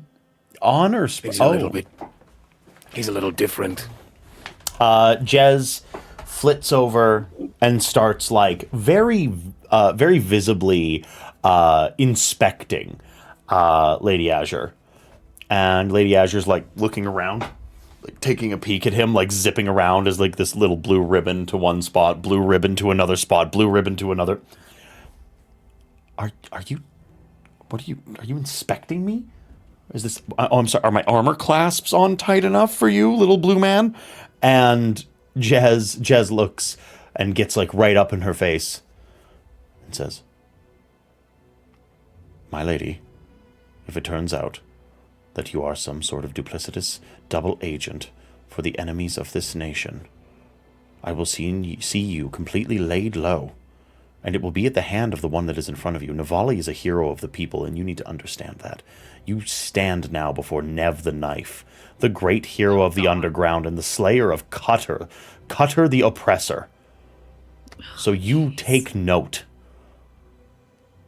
And me, I am Jazael, a shard of honor himself. You will rue the day that you ever think about double-crossing us. If you betray me in your sleep, you best wake up and find me to apologize." And Lady Azure is just nonplussed. Just a bemused expression on her face. Huh. I will awake to apologize should I ever dream of betraying you and yours. And Jez says, "Good, make it so." And then flits back over to Nev's shoulders, crosses his arms, and mean mugs Lady Azure.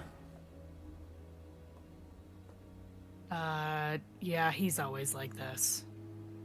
Out of necessity and Is it vigilance. necessary? Yes. Okay. You don't understand. The life of a soldier is one of constant vigilance. Fira smirks. I mean, the life of a street urchin is the same. Yes, but you're a hero. You aren't an urchin anymore. Those were your humble beginnings. Are you okay? All right. Why does it sound like you're writing a book about me? What I do and don't write is, frankly, none of your business.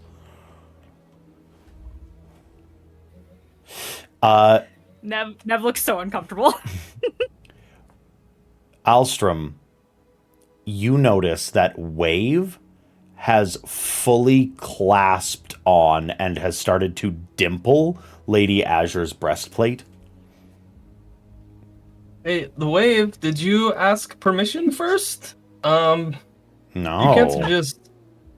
I didn't. Azure, I am so sorry, but if you look down, there's like a little That's my friend Wave. I know it sounds weird. She He looks really likes down math. and sees like the little geometric pattern that is Wave. Hey, just get him off me. Wave, could you please?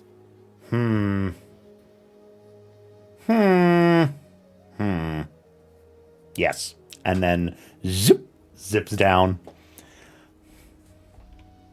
Remember, you always got to ask permission.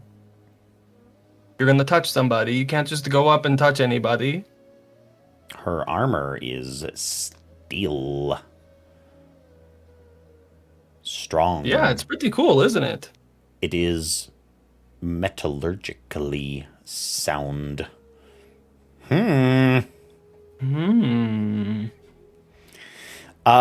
Frame is very suddenly standing in front of Lady Azure, like 7.5 feet tall, big, broad-shouldered, suited man, and he extends a hand in a formal greeting towards Lady Azure. I am Frame. And then Lady Azure holds out her hand. Lady Azure, you are a spren, right? He says, yes, I am an ink spren. I am bonded to Feraniel Tavresh. Feraniel Tavresh is what is called an else caller. It is likely very important for you to know that should you wish to get back within Shadesmar, you should be very kind, gentle, and informative to her. Fostering her powers and helping her in her journey will get you to where you need to go. She's the best chance you have, and thus a symbiotic relationship of shared favors and information will behoove all of us. If you would like, I could formalize a contract. And Lady Azure's like, yes,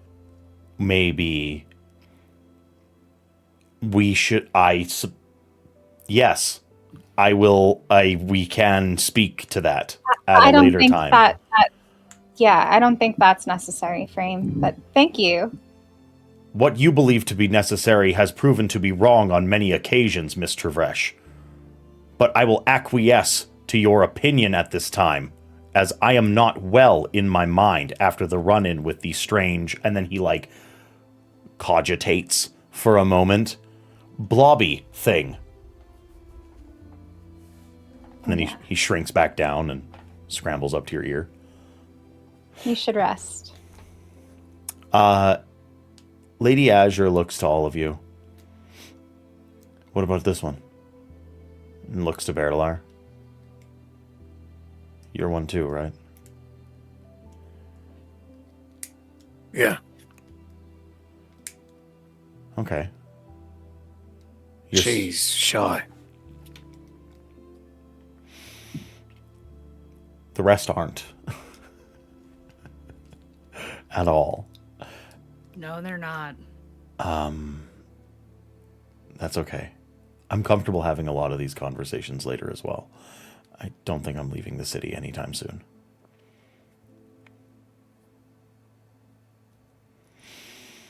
The storm outside begins to die down.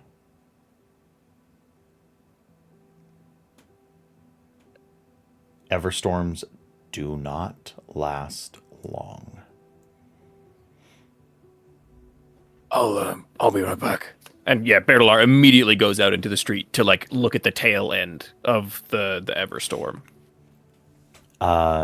You feel that abnormally warm rain splashing down on your face, not in slashing great runnels of heated anger, but instead just gently as you look.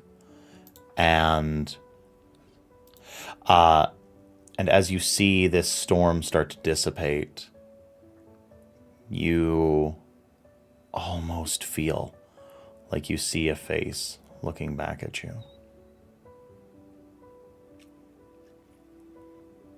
Tila, manifests there beside you. Bear, I couldn't see this coming.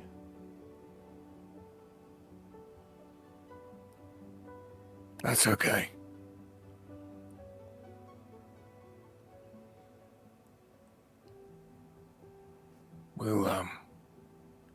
We'll figure it out. Yeah, we will. As the high storm fades away, as the night sort of moves past, that's where we're going to take a break, everyone. That's where we take our little human break. We will be back in 10 minutes, 10 little minutes. So I'm going to ask you all the same questions that I ask you every single time. Hi, we're Another World Tabletop. Can you tell your mom, your dad, your sister, your brother, your local congressperson, your grocery clerk, your postal delivery person, your Uber Eats driver, that we are live right now on Cardi B's internet telling Cosmere stories? Also, tell your dog that we love them. We'll see you in a fresh 10 minutes. We'll be back. Stay tuned. Hello, everyone. For those clamoring in here for Gem, right up there. Hello, welcome back. Did you tell your dogs that we love them? If so, I hope that they reciprocate that love. But unrequited love kind of, that's okay too. Makes for a great story. So, we left off on Bear staring at the tail end of this Everstorm that was screaming across the sky of Roshar past Kholinar. And Bear, do you go back inside? Yeah. Okay. Fira, when you come back inside, Fira is waiting indoors because she followed you when she saw you dip off. She's gonna go, Berdalar, you need to stop running off. Okay, first off, whoa. You keep doing this. You keep running off by yourself, and I saw you in the garden fall. Yeah, no, it was a cleverly designed ruse to make everybody think I was dead. Yeah. You were supposed to stay with someone. We all agreed to the buddy system. Ostrom was right there. He went with me out. What? Just now? Or however you found Azure on the Sunwalk? Was he there too? No. Nev was there that time. When I did that. I saw her inside. Yeah, she was watching the door, so I could go and retrieve Azure and come back. I mean, it's fine. You've got to stop running off. You've got to stop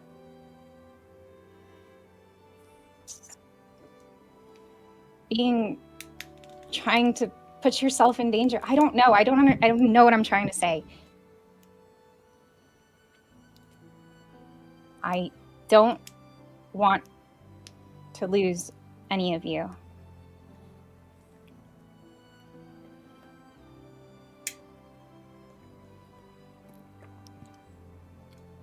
I appreciate that. I get it. But sometimes I had to know. I knew I had to be out there, and I couldn't get there, and I knew that I was supposed to be there. I saw it, I felt it, I knew. So I went, and there was no way for me to do it without drawing everyone's attention other than what I did, and I still ended up drawing everyone's attention, but I had to know.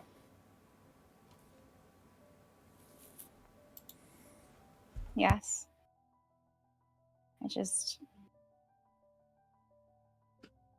I don't know. That's where you saw her in your vision? Did it all come out the way you saw it?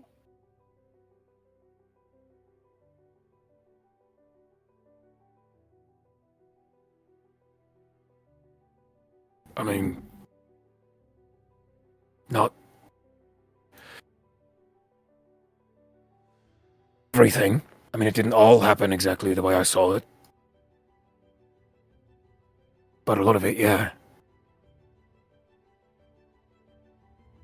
You said everything turned out fine. And it all went according to the plan we made, but nothing went according to the plan we made. So, We got Azure, right? yeah. No one's dead. At least no one here is dead. I'm happy everything worked out, but I don't want it to be the time when something doesn't. You know, I just try and stop running off by yourself.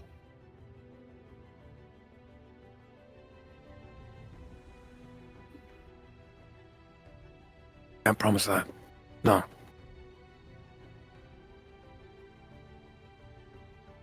I didn't ask you to promise it. I just said try.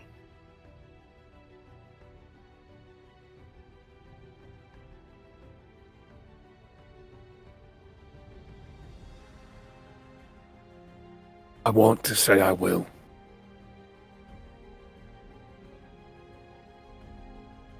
I don't think that's the truth.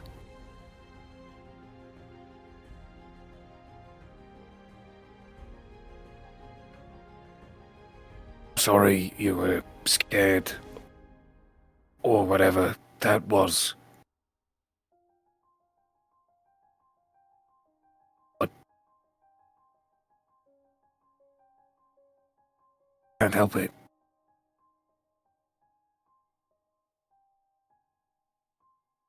We're... Fine. Fine. And she's gonna turn around and walk back into the room where everyone was.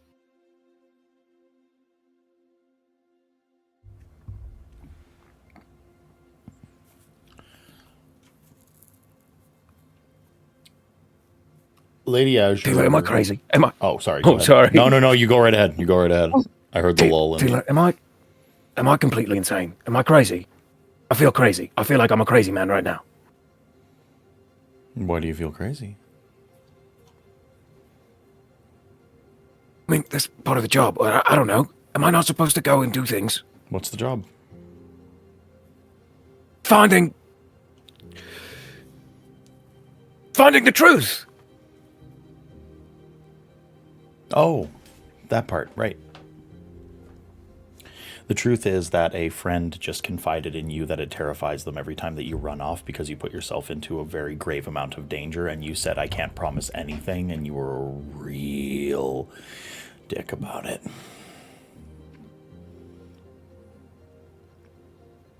But I can't say that I won't do it again.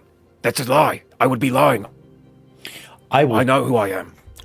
I'm sorry that you're worried. I will try not to do that again. Maybe we'll discuss when I'm leaving. If I need to leave, maybe I'll tell you something. Maybe we can work out something. I'll send Tila to come and get you next time. A million other things could have been said other than, I'm probably going to do it again. I'm sorry you feel bad. That's the truth, isn't it? I am probably going to do it again. And I am sorry. No. You don't get to hide behind... You don't get to put your callousness behind the truth. That's not how this works. Absolutely not. Blunt honesty gets you exactly where you are right now, feeling like you're crazy.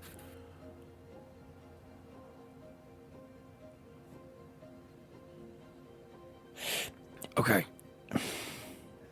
If I tell her that, yes, that's what I'll do in the future, and then I do that again, and I break that, that's worse, isn't it?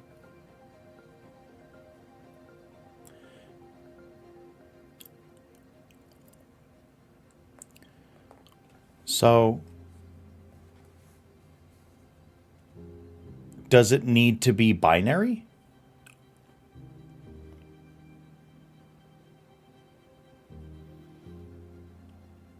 Does it need to be, I'm going to do this again, I'm sorry you feel bad, or I'm not going to do this again, but I'm lying to you? Is there no gray? Is there no compromise? Is there no I'll try? If you're looking for the truth is a lot easier to find when you have people surrounding you that you trust.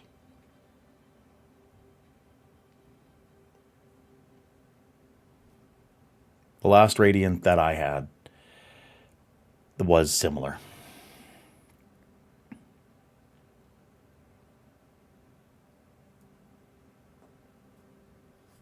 Same way. Same way.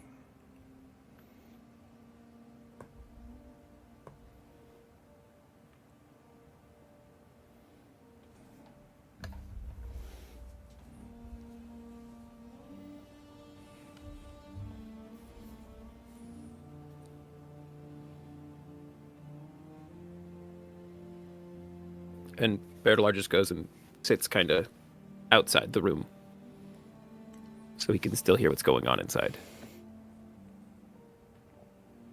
Oh, what? I think we're having a bit of a problem with you, buddy. Yeah, here. Let me. Oh, what the hell? My computer's having a bad time. Let me restart my computer. Can you hear me now? Yeah, I can hear you now. Let me restart you my. keep freezing. Yeah, weird. I'm gonna restart my computer. I'm just gonna sit. Bertalar's sitting. Bertalar is sitting. All right, folks. For the folks He's at sitting home, outside the room. For the folks at home, I need you to imagine, conjure in your mind's eye, a taciturn Bertalar sitting outside of the room, thinking about what he's done. That's it. And then the Discord disconnect. Oh, that's funny. That's actually very funny. Jeez. Lady Azure looks to the rest of you. Well, I don't really think that I want to answer a heck of a lot more questions. But I would, if you had the time, ask you one more thing. I heard things are a little difficult for women here. Am I correct? Yeah. Right. Well.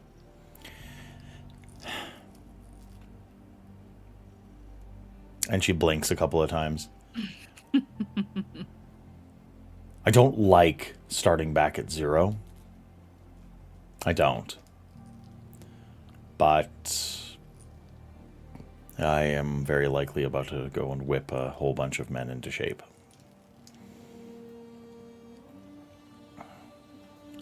All right. Okay. I mean, you want to know what kind of barriers you'll face and what you need to do or how you need to act? I mean, if you have a pamphlet, if you have like a document, something like that.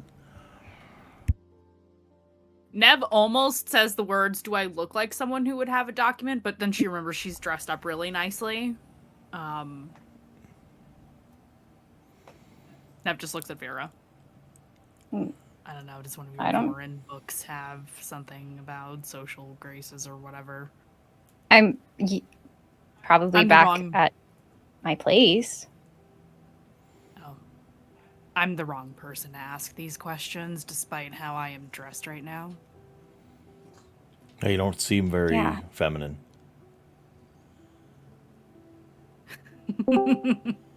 What gave you that impression? She's being very deadpan. Like gestures to all of you. Yeah, that part. Well, we're undercover, so. No, I understand. I get it. I've done the same. And she like looks to the ground. She's like, I have done something very similar. You rescued somebody from a crazy party in the palace? No, I had to wear some stuff that made me feel very uncomfortable in my own skin. Yeah. Oh. You didn't happen to pack a change of clothes or anything? Oh, I could won't borrow? need that. No, for me. I don't want to be in this storm dress anymore. Oh. Me either. I want to go home, but we gotta wait. What about that? Whose house are we at? Storm it. I'm gonna. You know what? Good point. Let me go find the Bright Lord. Nev will stalk off out of the room. Yeah. You see a pouting Berdolar. I ignore him. I'll come back to that in a second.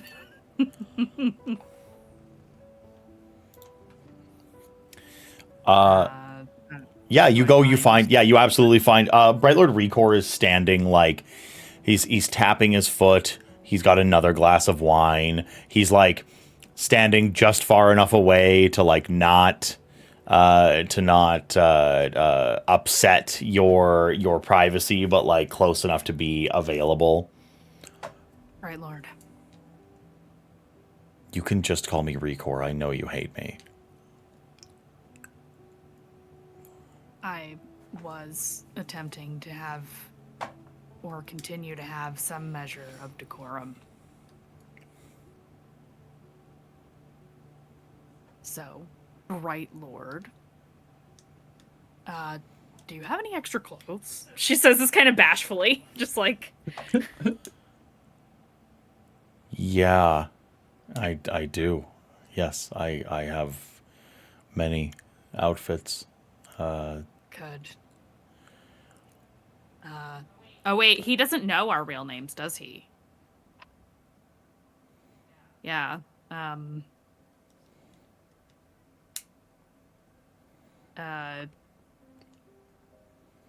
We just want to change out of these dresses. It would be very nice if you could oblige. I will take some of my oh god, I will, my servant's quarters has plenty of different outfits that you can borrow, take. They'll be a little plain, but I'm sure that's fine for now. That's fine. I just don't want to wear this storming giant thing anymore. He leaves, talks to a couple of servants, and they bring you some folded up outfits, mask and feminine. Whatever you want to wear. Thank you. Yeah, simple Hava.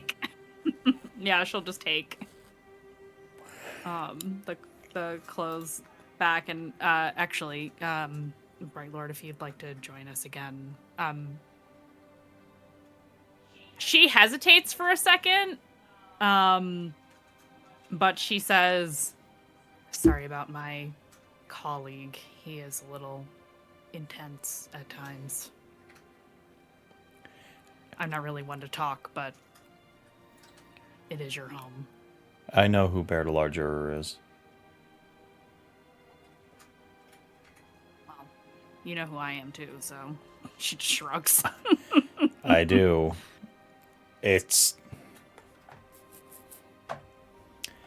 Tonight was just a lot.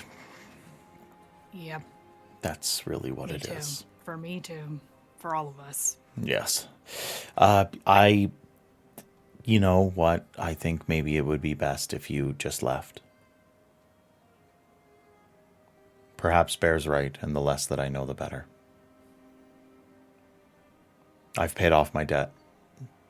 That's as much as matters to me. You sent for our contact, at least? The storm started to subside, and yes, I did send for Klim. So, but as far as I'm concerned... As soon as he gets here, we will depart, and it will no longer be an issue. I will stay within my study, then. She'll just nod and walk off. You head back. You get some changes of clothes for Fira and Nev. Fira gets the girly clothes. Berlar and Alstrom stay looking fancy, ready for a palace party. But it's sort of a short while later. You see Lady Azure going over her like armor clasps and checking her possessions for the first time. You notice that she has this like ridiculous sword on her hip, big blue jeweled hilt, and a cloak that extends off of the back of her. She makes sure that it's tight and set properly, and she very much gives herself the once over. And as that finishes, without announcement, really, Klim slips in through the stable doors. No knock.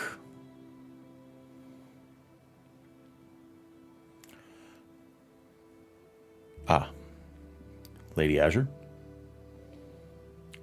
Azure looks to him. You're Klim, right? That must be you. Klim says, yes. I will be your liaison to my master. Azure says, right. And then Azure, as fast as any of you have seen someone pull a sword, puts the sword to Klim's throat. And Klim looks a little shocked. Klim is a pretty hardened character at this point. Definitely someone that puts on an air of unflappability, but he definitely has like a look of shock on his face. Says, Lady Azure, what are you doing? And Azure looks to him. I did not want to come here. You knew I was coming here. Your master knew that I was coming here. Kholinar was not my destination. And now I am stuck in this crumbling city with a corrupt queen, surrounded by strange people with strange powers, and being spirited away by someone who works for a shadowy organization that I know all too much about. So, I think we need to get one thing very, very straight.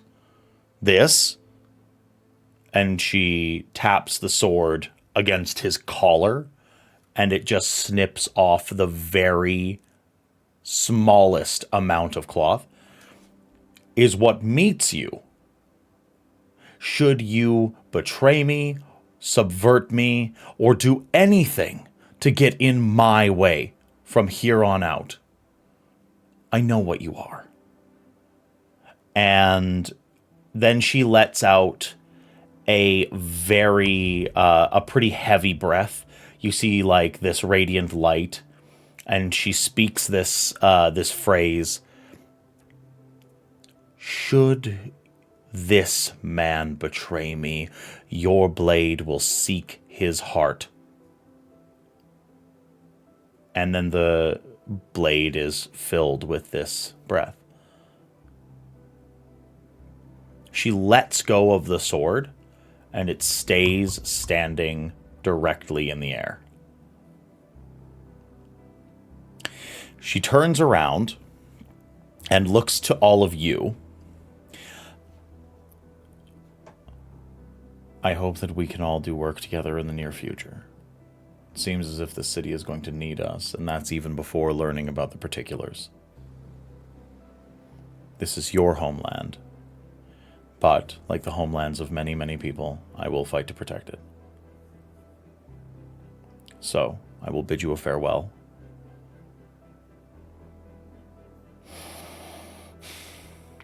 And then she whips around. She takes her blade again, whips it into the sheath. Well, now that we have our terms, now that we have our agreements, you're allowed to take me to your master.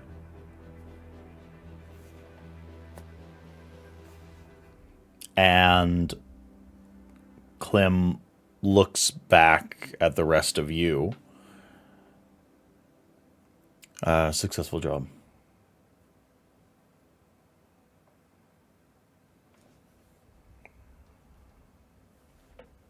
Tanavir is pleased. Yes.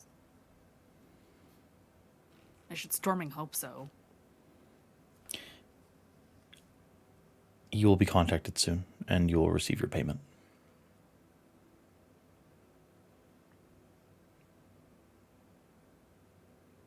Thank you, Clem. And then Clem leaves, with Lady Azure following him out.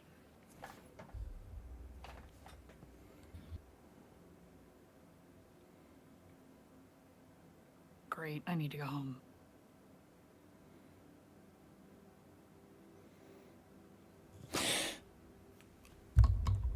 Do you all go your separate ways?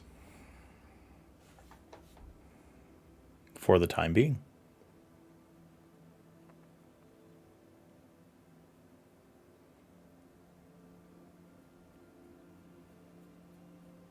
I'm going to say yes. Okay.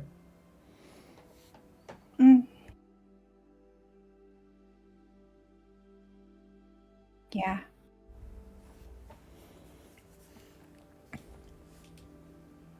I think for a moment, Fear thinks to ask if anyone wants to stay together, but she's ultimately gonna decide to go back to her new place.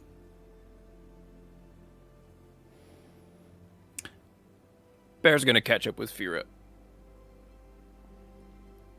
Does Alstrom go back to the shop? You're muted. You're muted.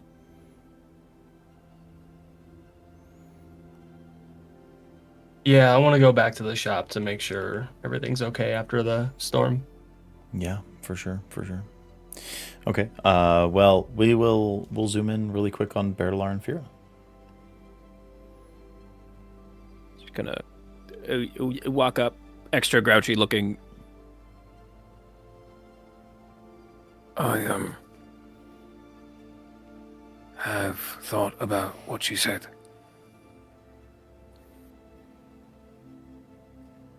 Yeah. I don't want to make anyone else uncomfortable for my sake. And I understand that when you are concerned about people you care about, well, that sucks. And I appreciate your concern. And I will make an effort going forward to mitigate that concern as much as I can within reason.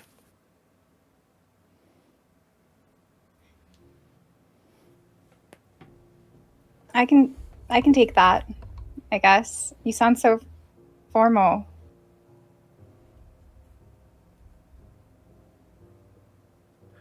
I am just worried.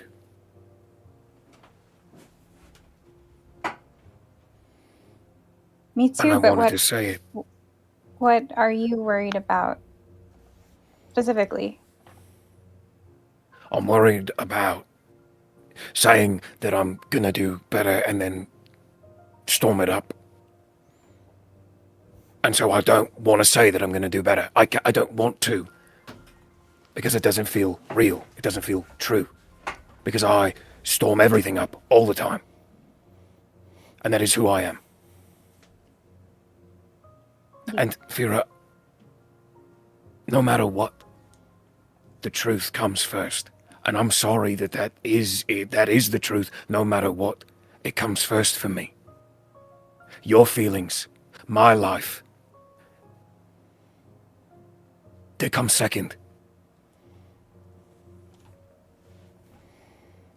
I will seek the truth, no matter where it is. If it's behind a wall of spikes, or if there is a pit in my way, or if there is a storming, rich, light-eyed monster with a shard blade in between me and the truth, I will find it.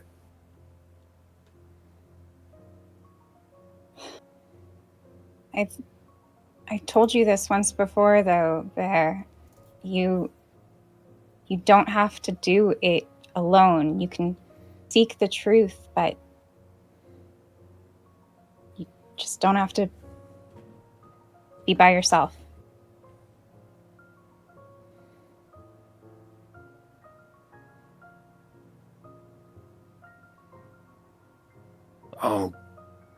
I'll work on it. Bear, you hear Tila's voice come in to the back of your head. You're so close. To what? Say the words.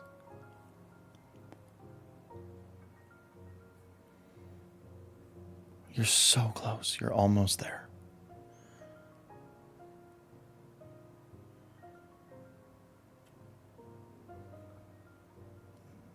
I will seek the truth, no matter where it lies.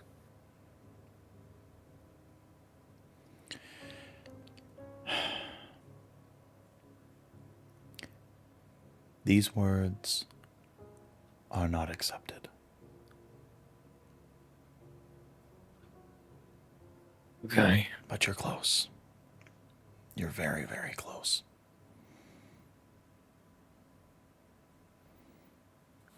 Oh, sorry about that. Just, you know. Tila? Yeah. Are you headed home then? Yeah. I'm gonna go home. Make sure everything's okay. Yeah. Yeah. Yeah. Make sure your family's safe. Yeah. Fira, you hear on the back of your ear a very small whisper. Do you think that it is a good idea to be alone right now? The enemy could be everywhere. Perhaps you should spend time with friends and allies. Berdalar has many family members with many sets of eyes. Or perhaps Alstrom. Navali is an option.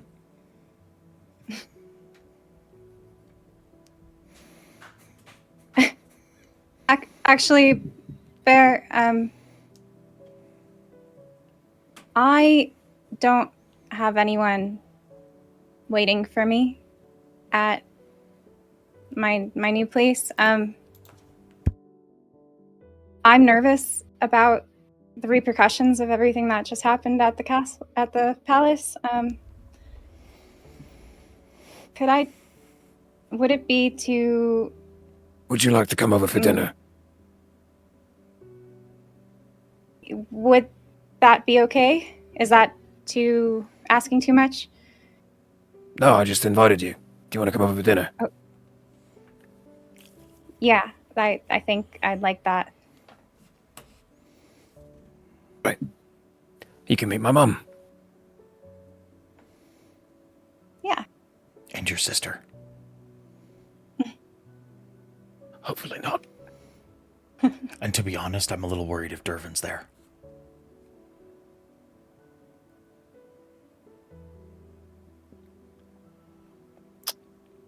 He's going to say some out-of-pocket stuff. You know he is.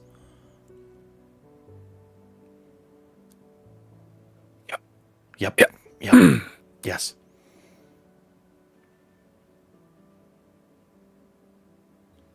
Bear's not going to respond anymore. Yeah, we'll zoom out from Bear and Fira, but we can definitely speak to really quickly. Bear's family's lovely. They invite you in with open arms. They're a little bit shocked to see you. Dervin clocks you literally immediately. He sheltered there, and he's like, "Oh, hey, You hear a lot of he sort of really tries to hang out near you the entire time. He asks you about a million questions, some personal stuff about like your history. Where are you from? Oh my gosh, he's just like hyper locked in and focused and interested and like, oh my god, you're so great. Oh, I heard so much about you. He hasn't heard anything about you. He's seen you like one time.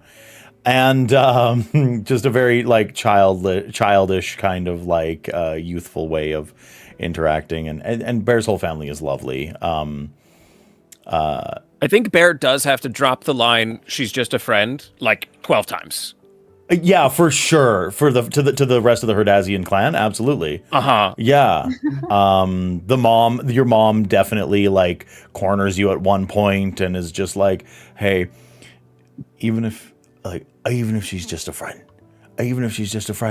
you know, a lot of friends have brought a lot of wonderful Herdazian children into the world. I'm just saying. And then, and then like you get that line for sure, like very much like Italian Nona, kind of like when are my kids coming, like kind of thing. Very Herdazian, very intense, very family oriented immediately. But the night is everyone's very cordial. They love Fira. They ask when you're coming back. You're invited to stay the night and crash on the couch, and the whole bit. But we will zoom out on Fira and Bear for sure. And I think we're gonna zoom in on Alstrom actually. You return back to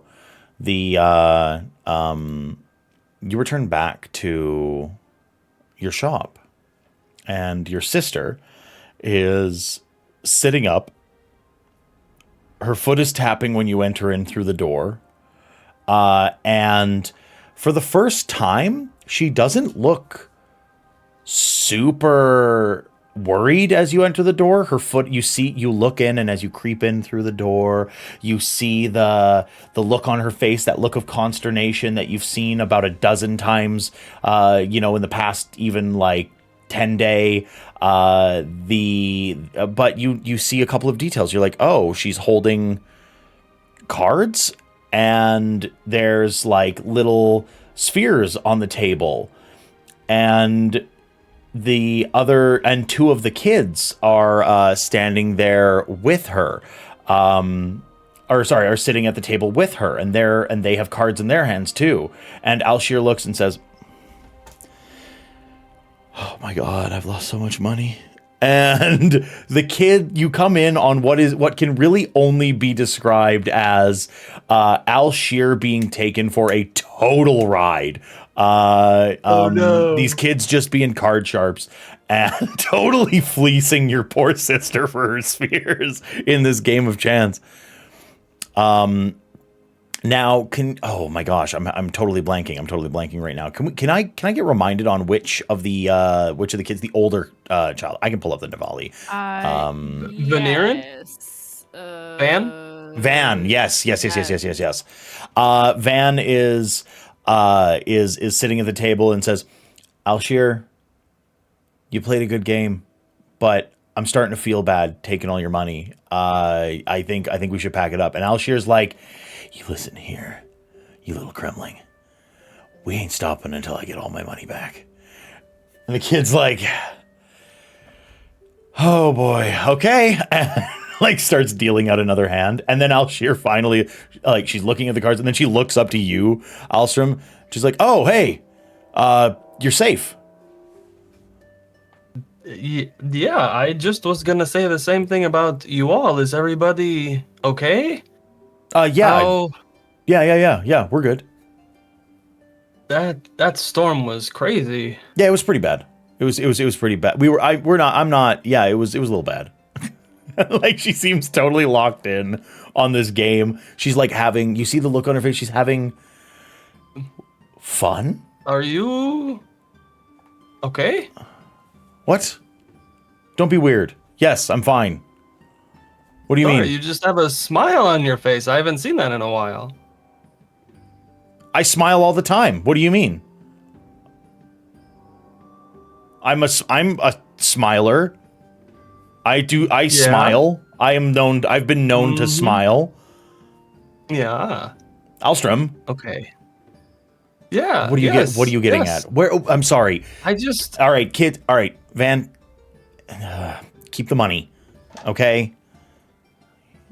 You do. You feel You'll free. have plenty of time to win your money back. Yes. And I wink at Van. Van's like, yeah, it's gonna take a lot of time, and then like scoops the cards, and goes ahead into the basement. Van and Tilov both look at you as they get up from the table. Hey, when you get a chance, see us downstairs. We did a little bit of work down in the basement, down in the lab. Yeah. Okay. Absolutely. Till's been busy. What? Okay, you got to show me now. You can't just lead with that. No, and talk then to your sister. I think she needs consoling. And then like they scoot downstairs. Alshir's like, hey, what happened? What happened out there? Tell me everything.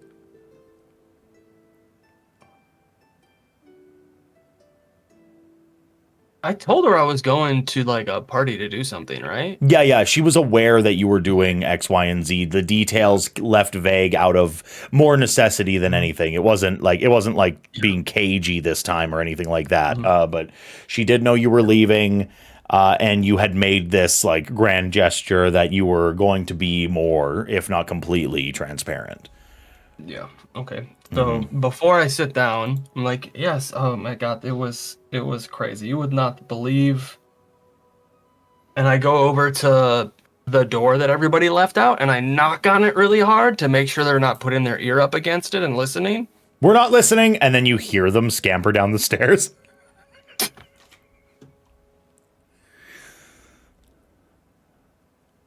Okay. And yeah, I'll sit down. Like,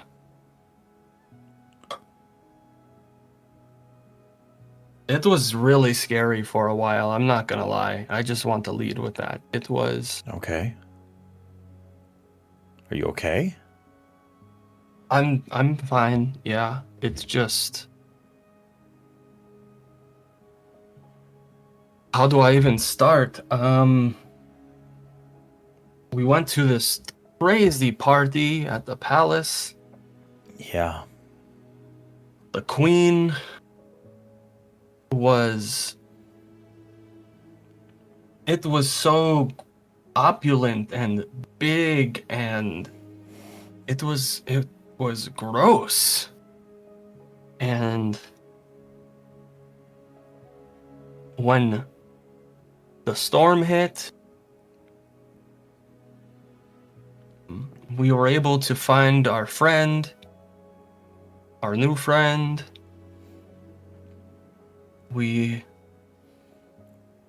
But something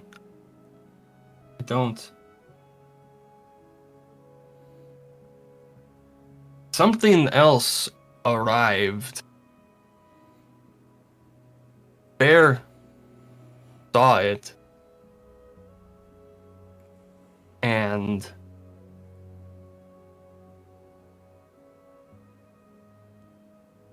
I wasn't even there. I was somewhere else trying to help some people. And I almost got my arm chopped off. And You what? We almost got out everybody. We found everybody, and Nev killed some people.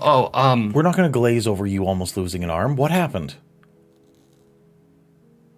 It's fine. I'll be okay. See, then I show like my sleeve is cut cut off. She looks. Did you get hit by a shard blade? Yeah, there was a guy with a shard blade. But it's not the first time it's happened. That doesn't make it better. It does not. I know. Oh, I don't know why I said that. God, by the heralds. But does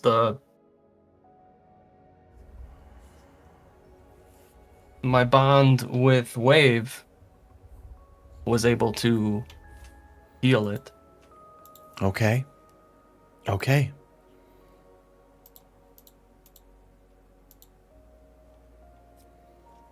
And we barely made it out, thanks to Vera and Nev, but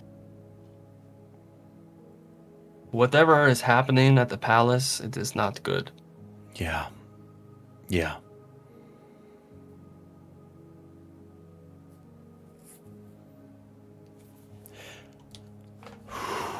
I am glad you're safe. I'm glad you're safe too. That storm was wicked. It wasn't really even as bad as a high storm, though. It came so quick and then it was gone. I looked outside. It was exactly how the rumors said. All the rumors about the Everstorm are true. It's angry. It's hot. It's the lightning is red. The clouds are crimson. The things were true. So I felt like I was kind of prepared for what was coming, and it's not as intense as a high storm. It didn't.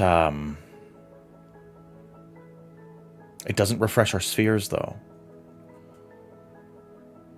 Did it drain them? No, it didn't do that. Okay. That's good. Yeah. But it's strange. It's very alien. Yeah. Anyway, okay, I'm speaking glad. of aliens, Okay. this lady we found said No, she was from don't. another land, but it sounded like she was from a different place. It was weird. What do you mean a different place? I don't know. It's like the way Fira was talking about it was all sorts of normal, so it was weird. There was another place that she can see and possibly go to. Okay. We can talk about that when you know more. Because I'll have to do some research. yeah, maybe do. Maybe do. Oh gosh. I'm so sorry. I'm a little flustered. Those kids fleeced me. Real bad. You let them do that, right? That's what I thought you were letting them win. No, they really did. No, they completely wrung me out. Yeah. I'm not so good at cards. Did They only say, taught me. we've never played before. Can you teach me? No, Van was very transparent about it. He said, if we're going to put money on the line, if we're putting spheres on the table, lady, you're going to lose them. And you know me, I got competitive. I thought at least I could. He told you. Well, and it's a game of chance. Like statistically, I shouldn't have lost that much. But there is an element of. I mean, there were skill. 3 of them and 1 of you. Do you think they If they cheated, I'm gonna put creme in their soup. That's all I can say. That's all I can say. If I find out they cheated, they're getting creme soup. Okay, so anyway, I'm glad you're home. I'm happy that you're here. I guess I'm grateful for Wave. Where is the little guy? And then Wave zips out onto the table. You are starting to like me? And Alshir's like, yeah, you kept my brother safe, little guy. That means a lot. I have to admit.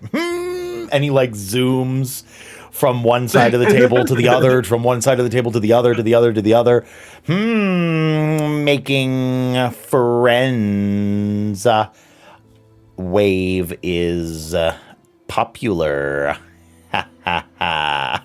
Yeah, Wave. Now you just got to make friends with the kids. I think the kids will like me. Children love mathematics and geometry and good jokes. I have all of them. Yeah, we can say that. Who I really need to work on is Navali. They are What? curmudgeonly. But I will. But that doesn't mean they don't like you. You don't know that. Yeah, but do you? I will find out.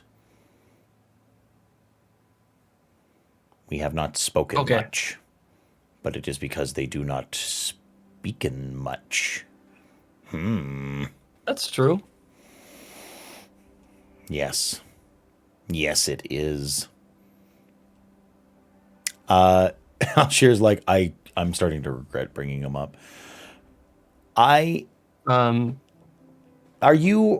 You're solid after all that? I could use a good nap, sleep. What time is it? I don't know. You want to sandwich some soup and nap? That sounds awesome. I started using your model for a heat fabrial. Yeah, I took the design, and I've started throwing it under our beds so that we can have heated beds. That's so cool. Yeah, I think there's going to be a lot of applications for it. I'm working on a design right now for a stove that uses a heat fabrial. Oh. Yeah. What? Is that what the kids were working on? No, I have no idea what the kids are working on, if I'm being completely honest. I heard a big crash earlier, so I'm a little worried, but I mean, I hear a lot of crashes from you too, and nobody lost a digit, so I'm not super worried. That's true. Maybe you should go talk to them. Okay. Yeah. Yeah. Let me go. She gets up. She offers her hands out to help you up, and then brings you into a big embrace. She says, I'm really glad you're safe, and I'm trying not to stress when you're gone. Thank you so much. Did the company help? I don't know if I love or hate these kids. I got to be completely honest. They're great company, but they have so many bad habits. They have so many bad habits. They keep pilfering food out of the kitchen. I tell them they can just grab what they like, but then I see them like stuffing stuff in their pockets and stuff, and then they're like, "Oh well, old habits and da da da." They're just saving it for later. It's okay. I don't think it's like sometimes that. A little pocket bacon can be nice if you need a snack. I don't think it's like that, Alstrom. Oh. I think these kids aren't used to eating. Well, give it some time, okay? Yeah, no, I left the kitchen open. I'm letting them do it. It's just something I noticed. Yeah. And it kind of makes me worry that, like, I just hope they get it eventually, that, like, our home is their home for now. Yeah. They will. They're smart. They'll pick up on it. Yeah, that little one is brilliant. I don't even know really what to say. I'm starting to teach him to read really quickly, but he already grasps mathematics without really any. He's very, very intuitive. So if we foster that, I think we might have a lab assistant before too long. If I'm honest, Van already gets it, right. but the middle one, she's already doing work. So. Yeah. Yeah. Anyway, go talk to the kids. Okay. Yeah, I'll go. Okay. You head downstairs. Wave rushes in front of you, zips down the stairs, and you head down there. And Van along with Tilav are standing proudly in front of a table where there's like a bunch of sort of C-clamp style devices, like holding something to the table. And it's very obviously one of your creme reels. But the gemstone that was at the front of it, that had the mud spren within it, muck spren, whatever you want to call it, has been swapped out for like a very like a moss agate green gem. Van sees you come down the stairs, and he's like, yeah, we pretty much invented something. It's kind of no big deal. It's whatever. It's really like not a big deal if you think about it. And Talav elbows him as hard as you've seen someone shoot an elbow, and Van like crumples. He's like, I invented something actually using your design. Van held things for me and helped clamp stuff down. That's what he did. And Van's like, so Van was a good assistant? Van was an acceptable assistant. Adequate. And Van's like, okay, well, let's work is only as good as who works on it, so let's see this adequate new invention. Okay. And Talav looks over to Venerin. Karov is like standing off in the corner, very clearly like working on glyphs and letters, like studiously doing homework instead of paying attention to whatever's going on in the room. And Talav says, "Assistant, grab me the bowl of water." And Van's like, and then goes and grabs a bowl of water, and then Talav looks to Van and says, "Assistant, grab me the cold reel." And Van grabs the fabrial and brings it over. "Assistant, hand it to Alstrom." Van's just like, okay, I get it. I'm the assistant, and he hands over the fabrial. And then Talav says, "Place the tip in the water and then activate it."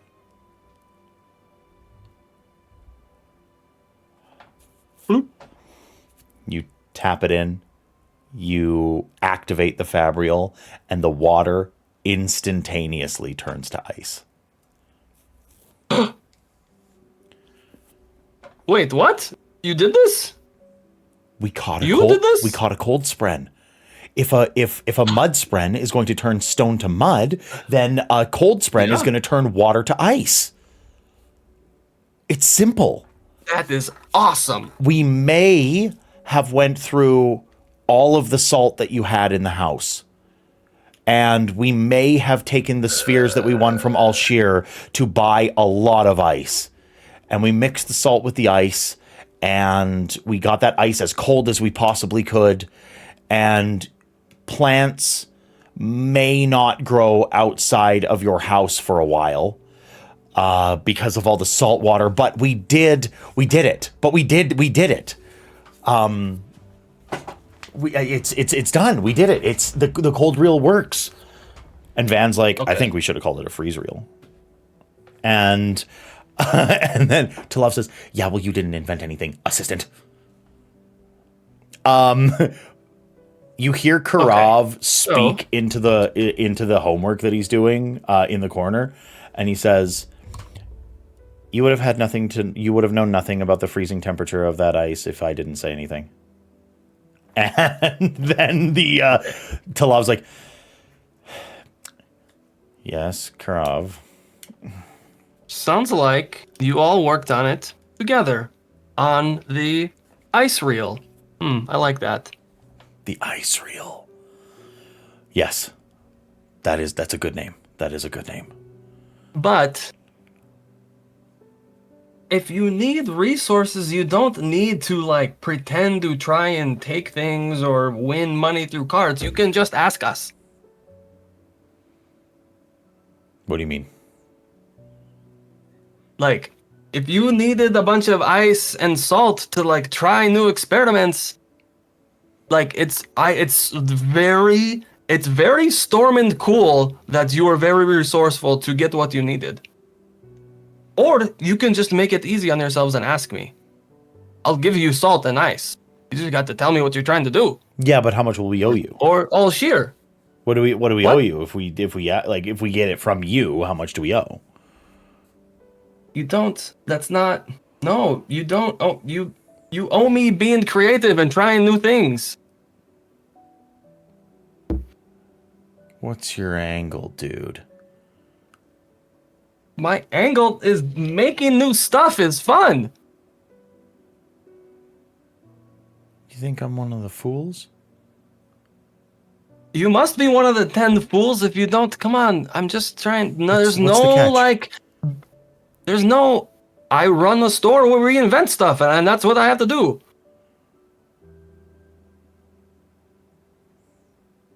You get the most aggressive side eye from Van. Yeah, okay. Okay. Like. It's. Are we gonna need like a bunch of ice and salt to get more ice cold spread, or is there an easier way to do it? No, it's pretty much salt and ice, but it's like free stuff, huh? Okay. Give me your give me that creme reel. I want the creme reel. Man, That's what I want. Give me the creme no, reel. that's not what I mean. What do you mean you want the creme reel? So there's You're not gonna go sell it. I sell them. You can just buy it from here. So I have to buy one. So there's limits. No, I see. if you want Okay. to use one for yourself, that is fine. I'm saying don't be weird and ask me for stuff and then go sell it. How do you know I was gonna sell it? Because I wasn't born yesterday. Yeah, okay. Because that's what I would have done at your age. You are an old man. It's true. What?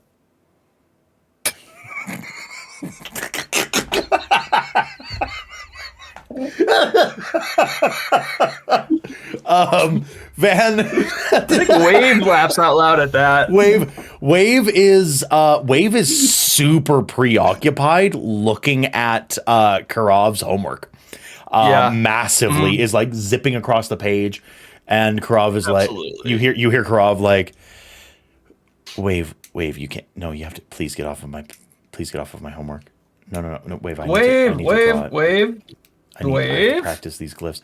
Wave's Wave. like, You got to remember permission.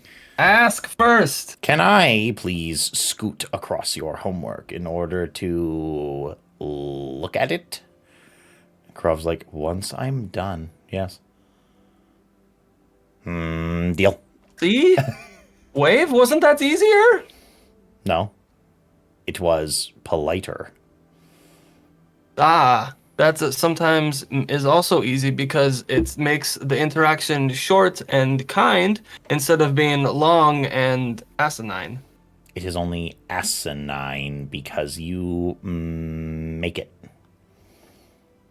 No, called being polite. You could just let me do what I want. Come on. I know what's best.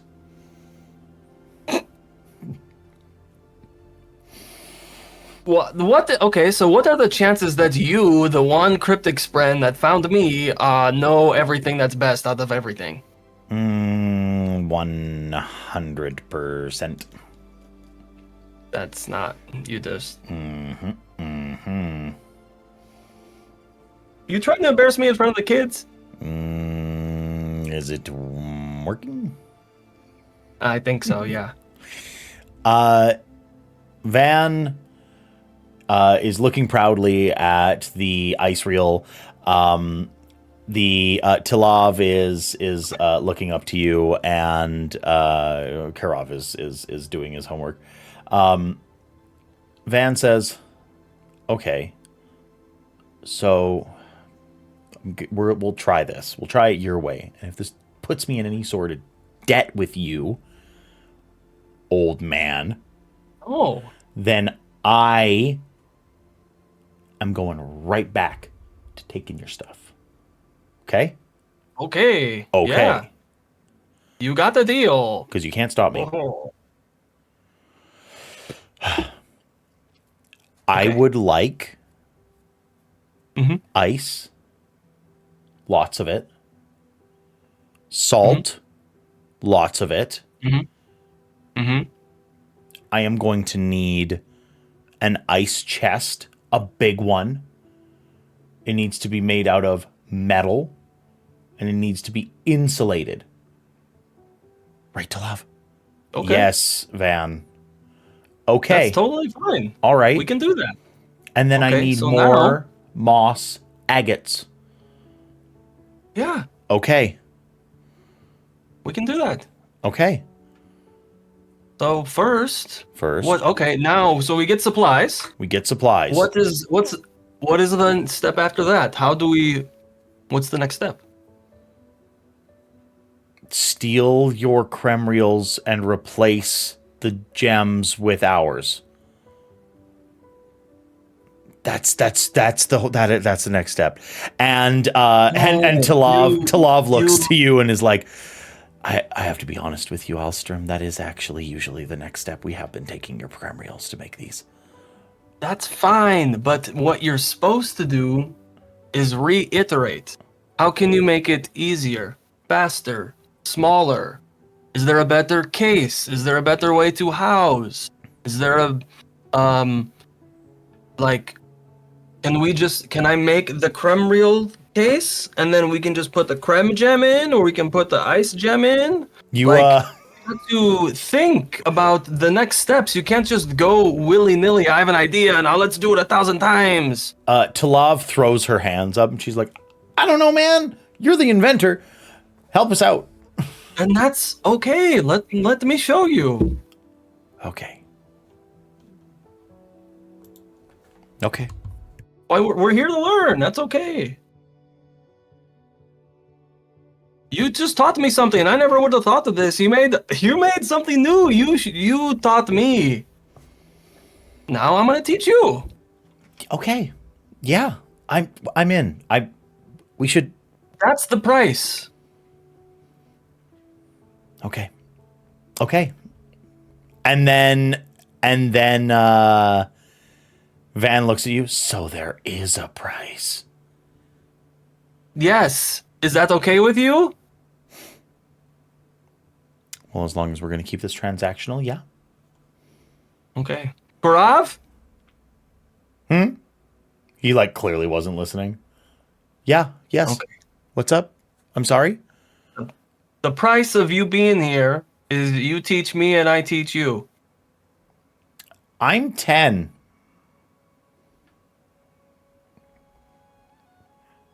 You don't think there's nothing you could teach me? There's not one fact you know that I don't know that I could learn from you. Nev's favorite food in the entire world is spicy curry.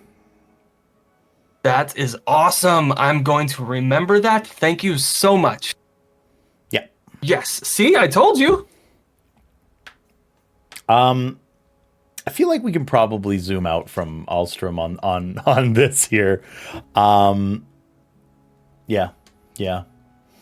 We're going to immediately zoom in on Navali.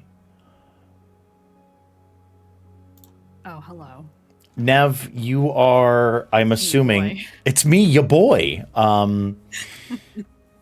You immediately head back to the network, I would imagine. The sheath. Oh no, I hate that name. You head back to the sheath. I go to the hideout. The hideout. Where I live. Nev can keep calling it the hideout. All the kids are calling it the sheath. I hate this. There was a high storm super recently. You come back and all 20 of the children are here, besides the ones that are staying with, besides the ones that are hopelessly flirting with Feraniel and the ones that are fleecing Alstrom's sister. Besides those, the kids are here. Okay. Yeah, for sure. I definitely have like a bundle in my hands because I have the dress because I didn't know what to do with it. Yeah, that makes sense. Leave it. It's Falarin that comes in and greets you. First and foremost. So, how'd your dress up party go? I hide the bundle behind myself. Fine. Why are you hiding it? Because I'm gonna put it away now. Goodbye. He's like, wait. What? You can put it away? Yeah. What, so you can wear it again? Wear it every day. No, I don't know what else to do with it. I can't return it. He like leans into you. The Nev I knew would have thrown it out. Well, it cost a lot of storming money. Maybe I can sell it or something. I don't know. You didn't say you were gonna sell it. Okay. What's with all the questions? You look kind of happy. Why? You want to wear it? he's like, maybe I do. All right, here. I hand him the bundle.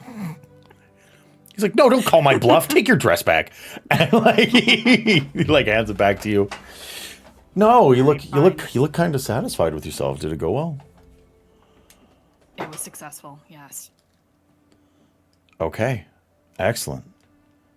That storm was a lot. Yeah. Yeah. I did not like that. I didn't feel it coming.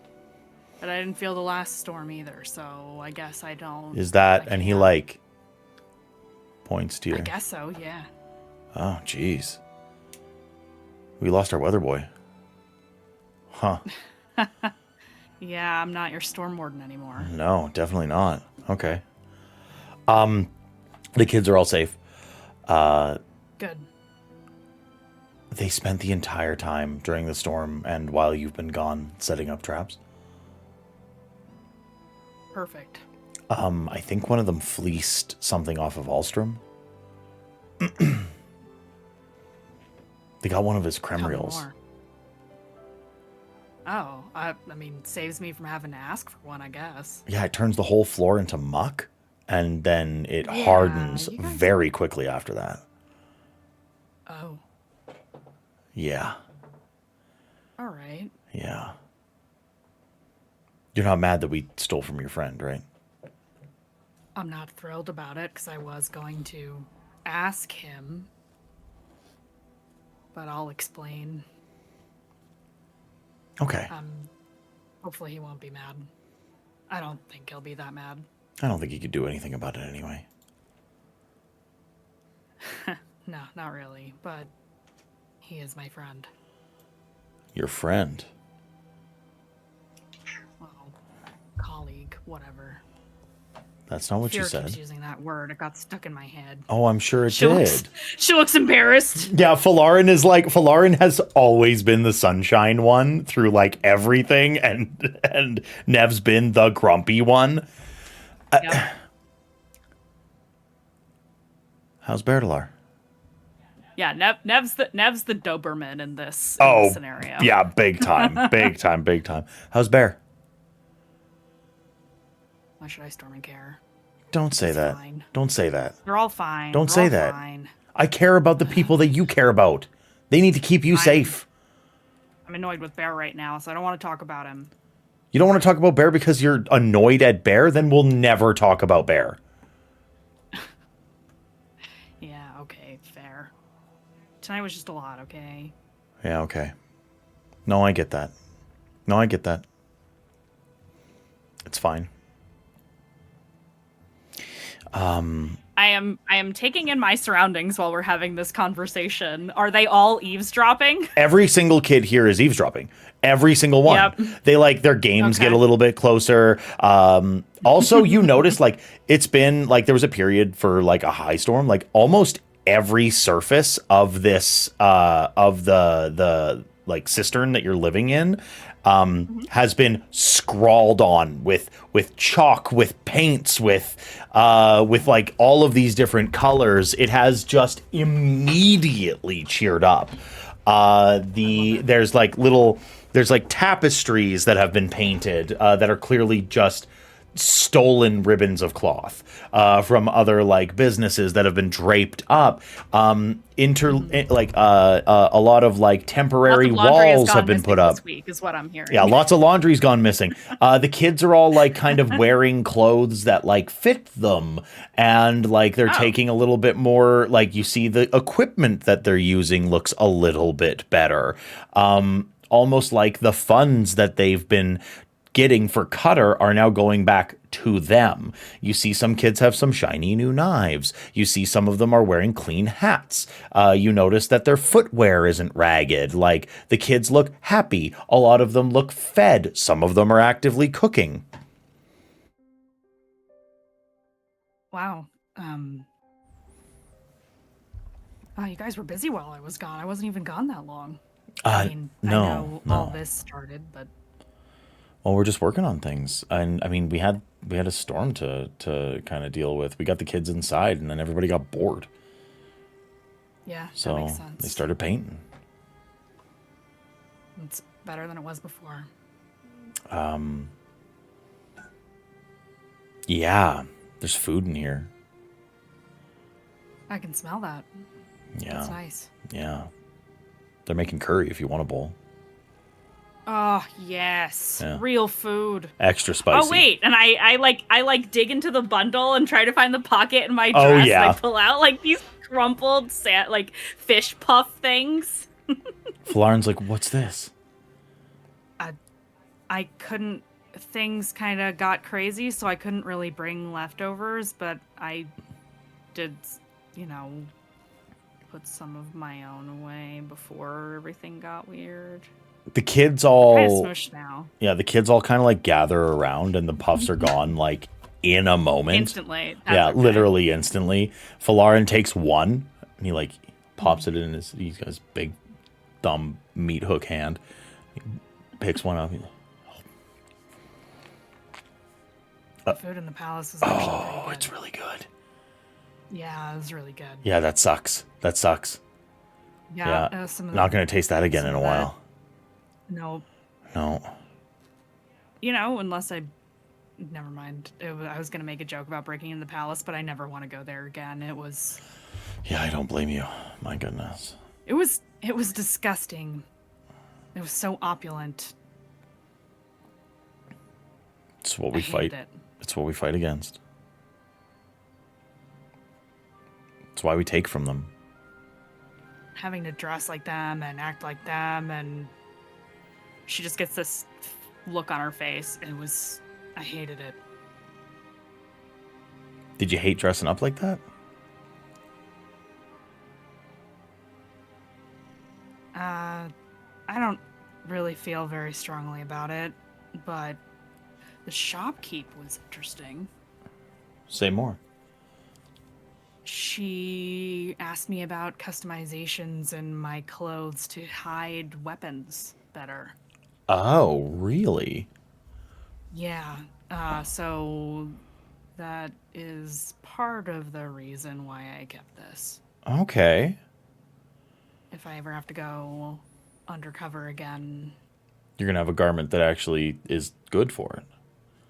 Yeah, I don't want to have to buy a storming dress every time I need to do something to be part of society or whatever. Yeah, totally. Ugh, I had to call people Bright Lord and Brightness, and it was just like... Ugh. I'm just glad I didn't have to dance. I managed to avoid doing that. You would have stomped someone's foot. I guarantee it. I don't know how. Yeah. So. Okay. Yeah. You've never learned how to dance, though? Ever? No. After all the theater shows that we've seen, you've never tried? Nope. Why would I? I don't have time for that. Well, if you ever want to learn. You know how to dance? Yeah. Okay. Yes, I absolutely know how to... Don't say it's weird. You never know when you need to go undercover doing something. Well, yeah, that's a good point. Yeah. I learned it by watching at the theater. Well, I guess I'll have to spend more time at the theater then and study. Oh my gosh, yeah, they actually have they have a show right now that's about the Sunmaker.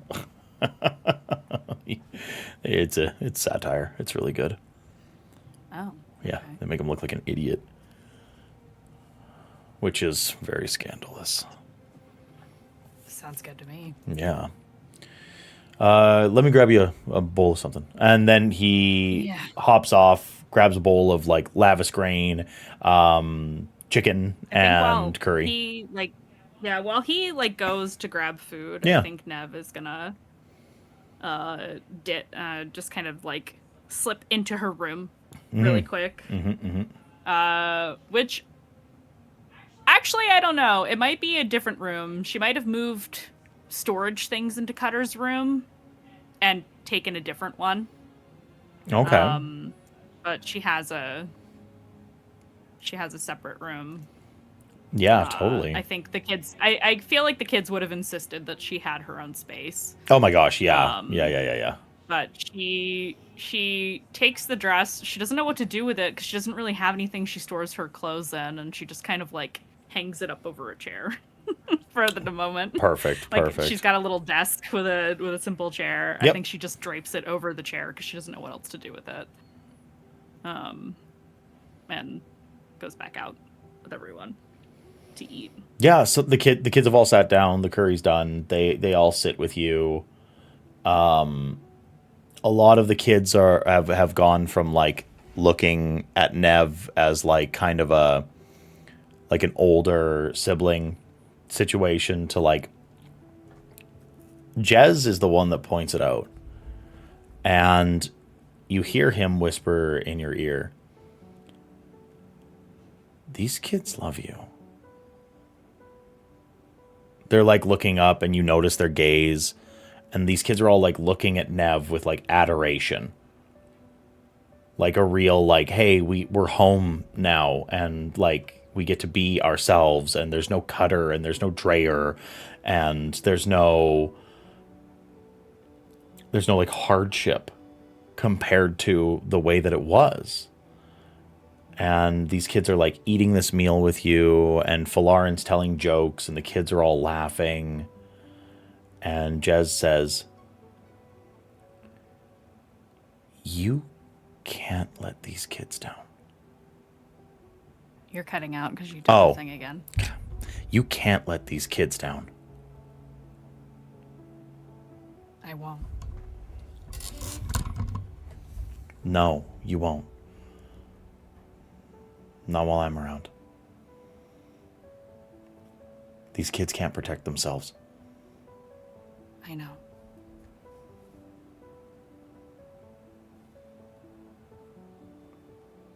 You did a lot to protect people today.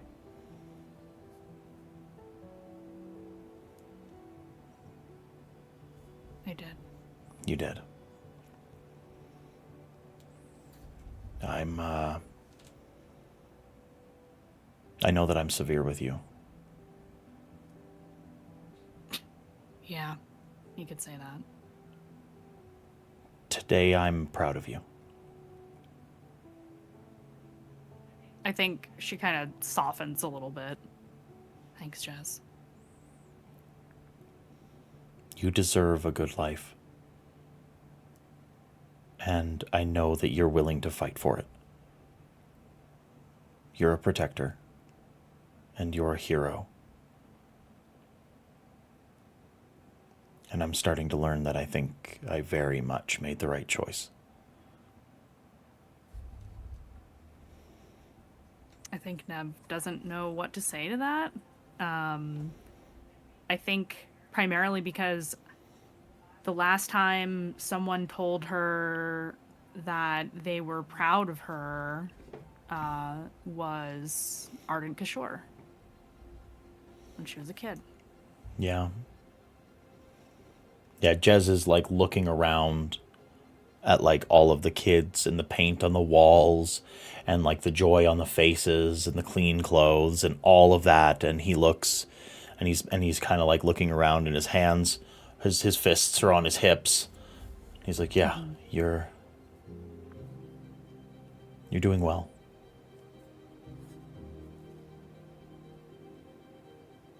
I'm doing my best. It's really all I can do. I'm starting to warm up to the idea of an underground base. Well, that's good, because it's not changing. Okay, but maybe in the future we can talk about that. But you right buy me now, a Storming Castle so you can build your battlements. You get the money for that, and then we can talk. was that sarcasm that I heard? In the most severe person in Kholinar? Are you being catty with me? A little bit. Seems like you're lightening up. That's a good thing. And It's been easier lately. he trots over on your shoulder to your cheek. Nev, your scars on the outside are all healed. And it's the ones on the inside that you need to work on now.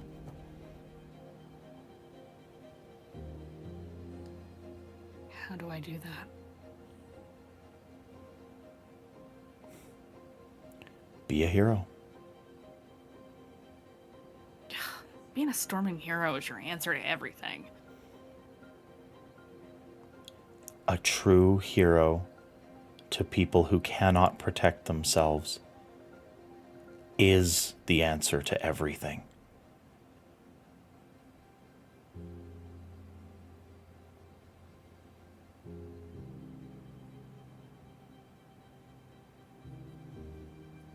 I'm gonna roll something. Okay.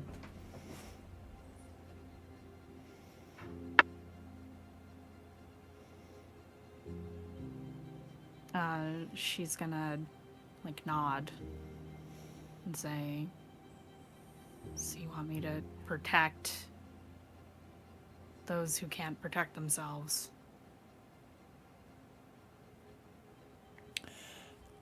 Like, she motions to the kids. Like them. Jez wafts out in front of you and floats, bobbing about like 10 or so inches in front of your face. And Jez just says, these words are accepted. What? And there's like this eruption of light around Navali, frost growing on the ground. The kids are like, huh, what the stores is going on? What damnation was that? You get a lot of that. They all look at you like you're this, like, this god standing in front of them. And you realize sometimes you say the words in the heat of battle when you need them. And sometimes you're sitting with friends and loved ones and people who need you. And that's when you make the oath.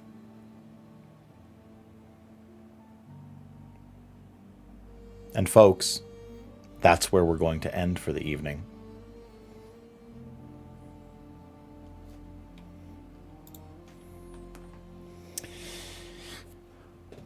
Well, that was a fantastic end to the episode, everyone. Thank you for sticking around. Thank you for hanging out with us. We will be back on Saturday for Sanguine Dominion. We will be back next Tuesday for the next episode of The Last Ideal. This was a lovely end to the climactic infiltration of the palace. So yes, we will see you next time. We are going to find somebody really quick to raid out to. And then we will see you all on the flip side Let's see. I mean, Robear's live. Robear is always live. Robear is always live. So yeah.